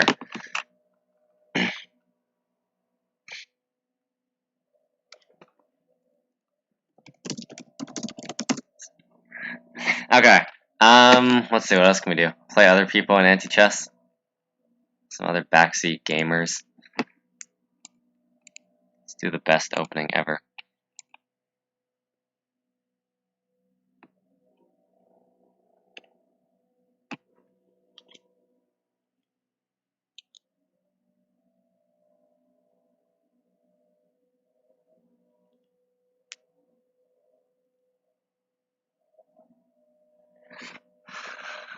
He resigned, I think, so I joined another one. How is this doing?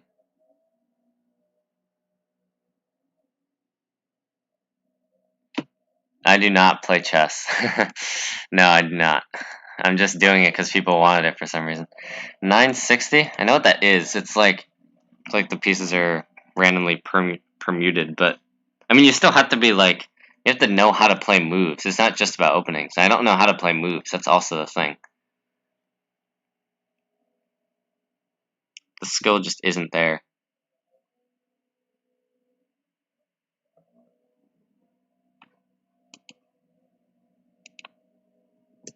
I ping people. I think he's dead, so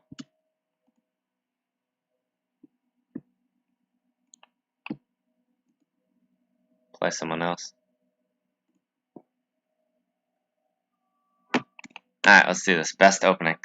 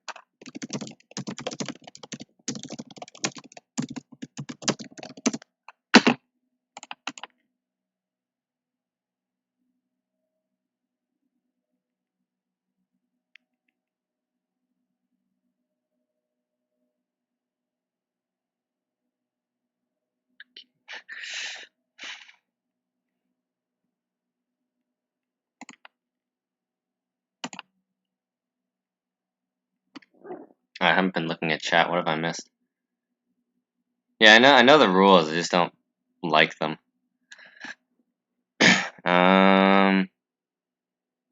If I force them to take that. Let's see. Now I can take either.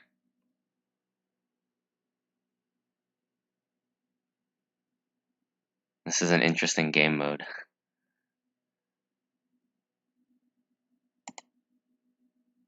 I'll move that out, I guess.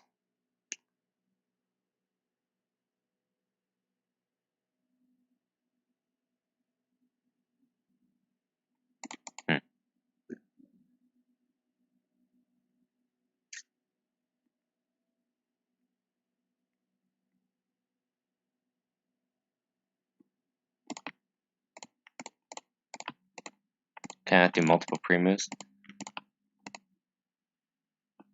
That's a bad idea. See, and this is how you win, because... Well, you want to promote to king because the king has the least reach. Or king or knight.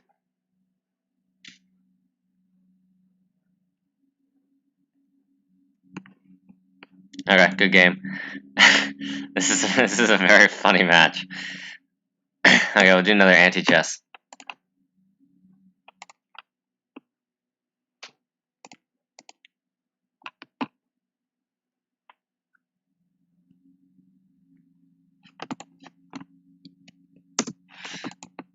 Alright, let's try this opening again.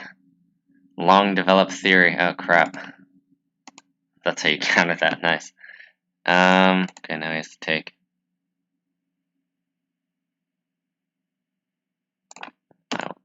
I'll take my rook.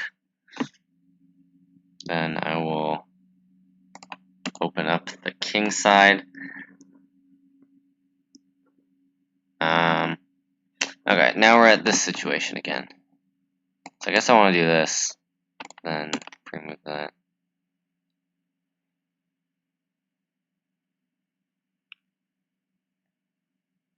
Now what? I did type racer before. It didn't go well.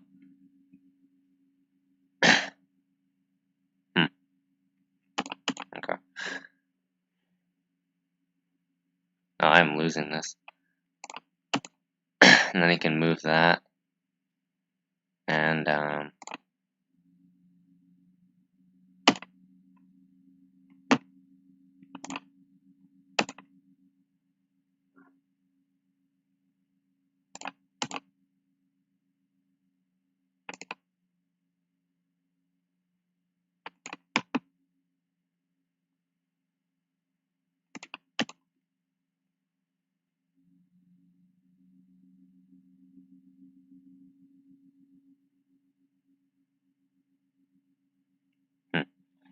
what now?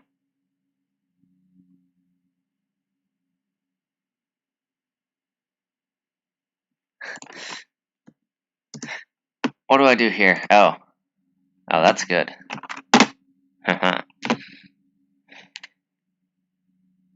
Okay, now he has to lose that rook, because even if I move the king out of the way, then the bishop will have the discovered defense, which is not good. So I don't think there's anything I can do except for try and get my knight out. Guess either way. Sure, then he loses both rooks. Shoot, that's kind of bad. Yeah, because now I have to take that. Then... Okay, I'm almost lost. That's good. Although, not entirely. Shoot, that's a good move. And then he can move his king, or his pawn. He moves his king, and I have to take that.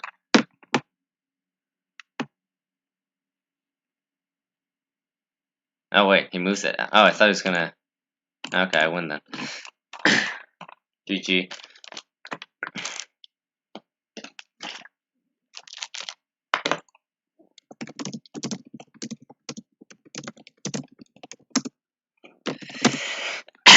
That was closer. That was closer. That was good.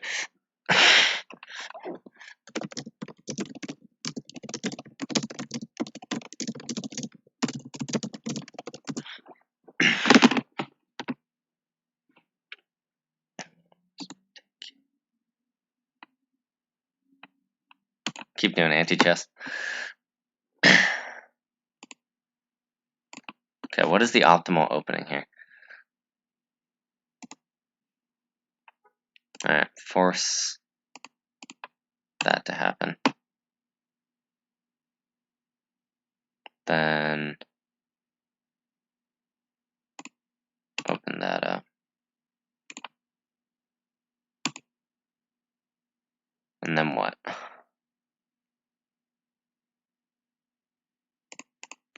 Take with the king.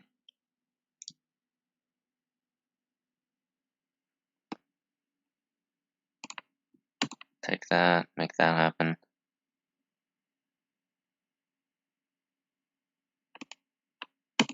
Then we'll threaten a queen loss, or we'll threaten a queen sacrifice.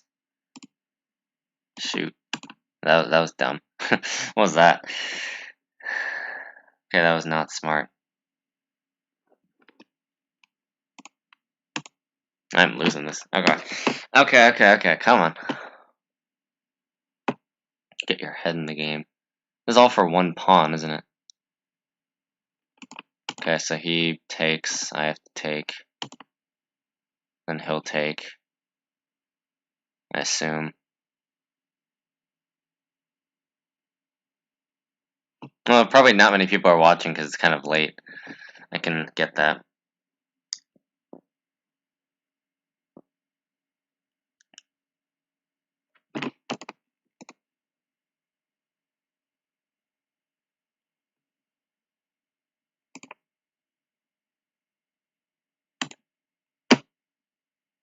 I think he has a better move. Oh, shouldn't have done that.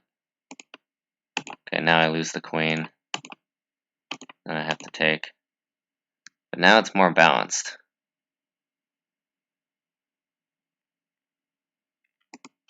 He's up on material. Or wait, now we're even. Now we're even material.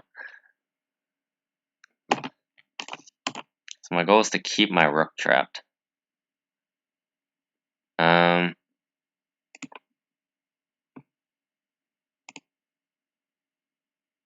We're gonna do that.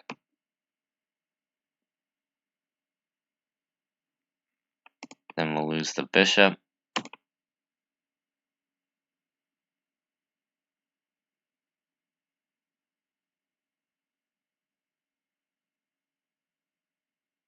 Then no matter what we do, we have to take with the rook. Or we can block our rook off, I guess.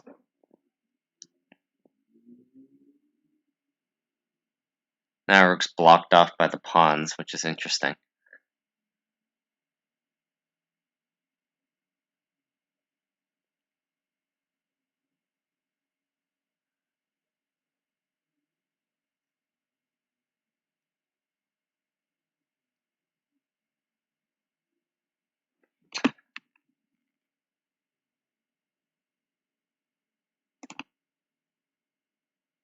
Okay, there goes the advantage.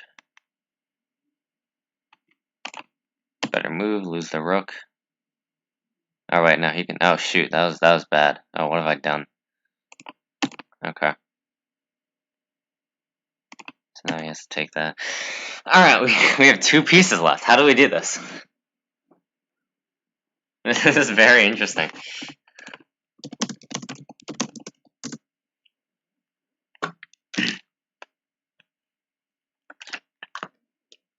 I don't know how to play this. Okay, we don't want to let him have that move.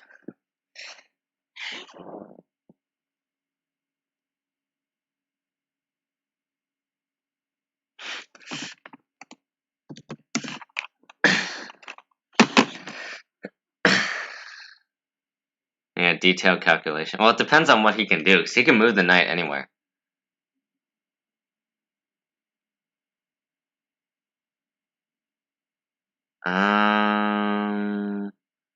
Best move, best move, best move, best move. Okay, we don't want to defend that pawn.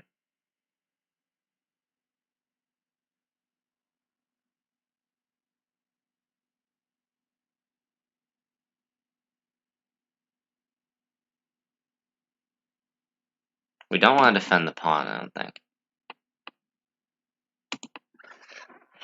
Because if we defend the pawn, he can do this, and then it's kind of bad. You guys know what I'm saying? Okay. So we can't ever move that pawn. Shoot. I do not have this under control, guys. Yeah, I know. But he... that was bad. Okay. My knight's kind of trapped in a sense. So if I move it to a place where he can force his knight into my range, then that's not a good thing.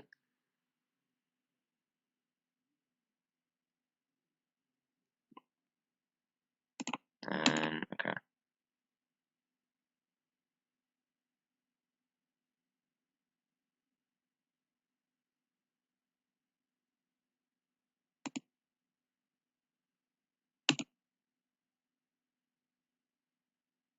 I think promoting to a queen is bad.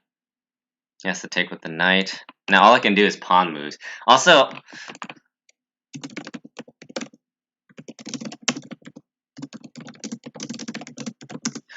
if it's a stalemate, the person who gets stalemated wins. So there's nothing I can do. I might as well pre-move this pawn thing.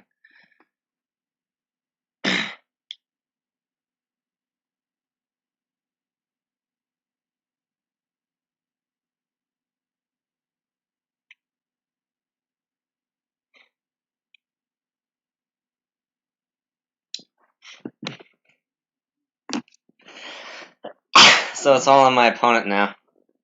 Let him do what he needs. Oh shoot. Okay. Now what? I literally can't do anything to change the outcome of the game. Wait, that's it. He blunders. He blunders.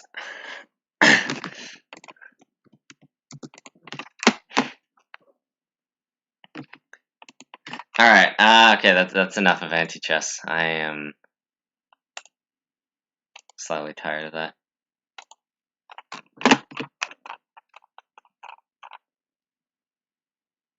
Anything else we can do?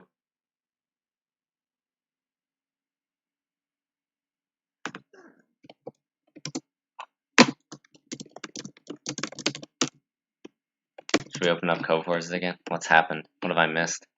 Has anything happened? Shit, what's my final rank in the Div 3?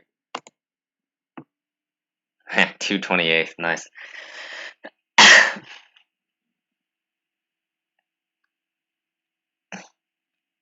Let's see.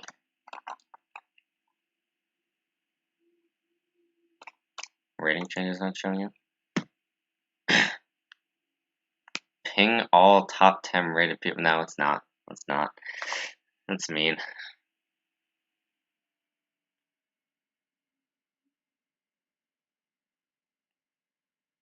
I might just finish it here. I think that's enough.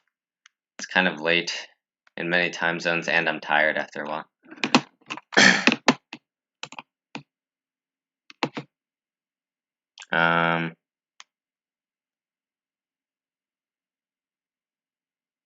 Yeah, this was fun. This was fun, definitely. I might do more streams like this. Well, because the whole point of the channel is CP. Because, you know, that's like my thing, but yeah, random streams could be fun too, I guess. I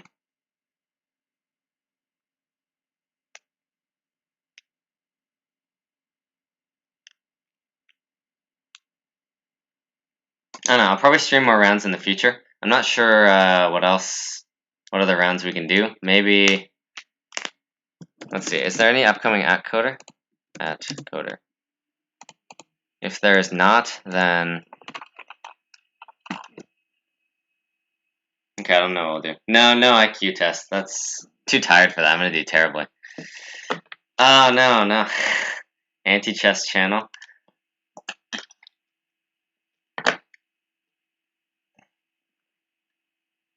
Anti-chess channel. No, I'm not that good at it. I just happened to win because nobody else knew what they were doing.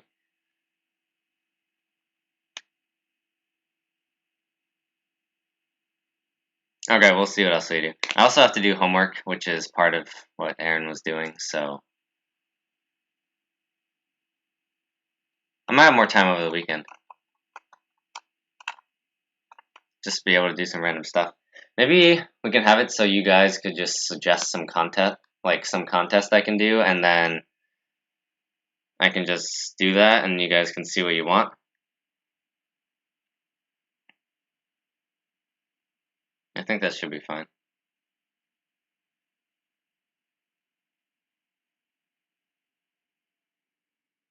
Yeah, maybe we'll have it so you guys just suggest me a contest, and then once we, or suggest a contest to me, or it can be some other things. I'm not sure. Join the Discord and we can discuss things like this. Join the Discord. It's in the description. Go to the channel, and then open the description and see. Join the Discord. It's right here. It's perfect. Just click on it, and then we can talk about things. And I don't know when the next stream is going to be. That's the point. So we can just join the Discord. We'll talk about things. Because I have a bunch of people there, and I'm going to ask what you guys want, basically. Could you have long? I don't know. I might make solutions for that. It's kind of hard, which is the point, so I'm not sure how many I can get, but I can try it. Anyway, talk about this in the Discord. I'm tired. I'm gonna end the stream here. It's been fun, guys. I'll see you.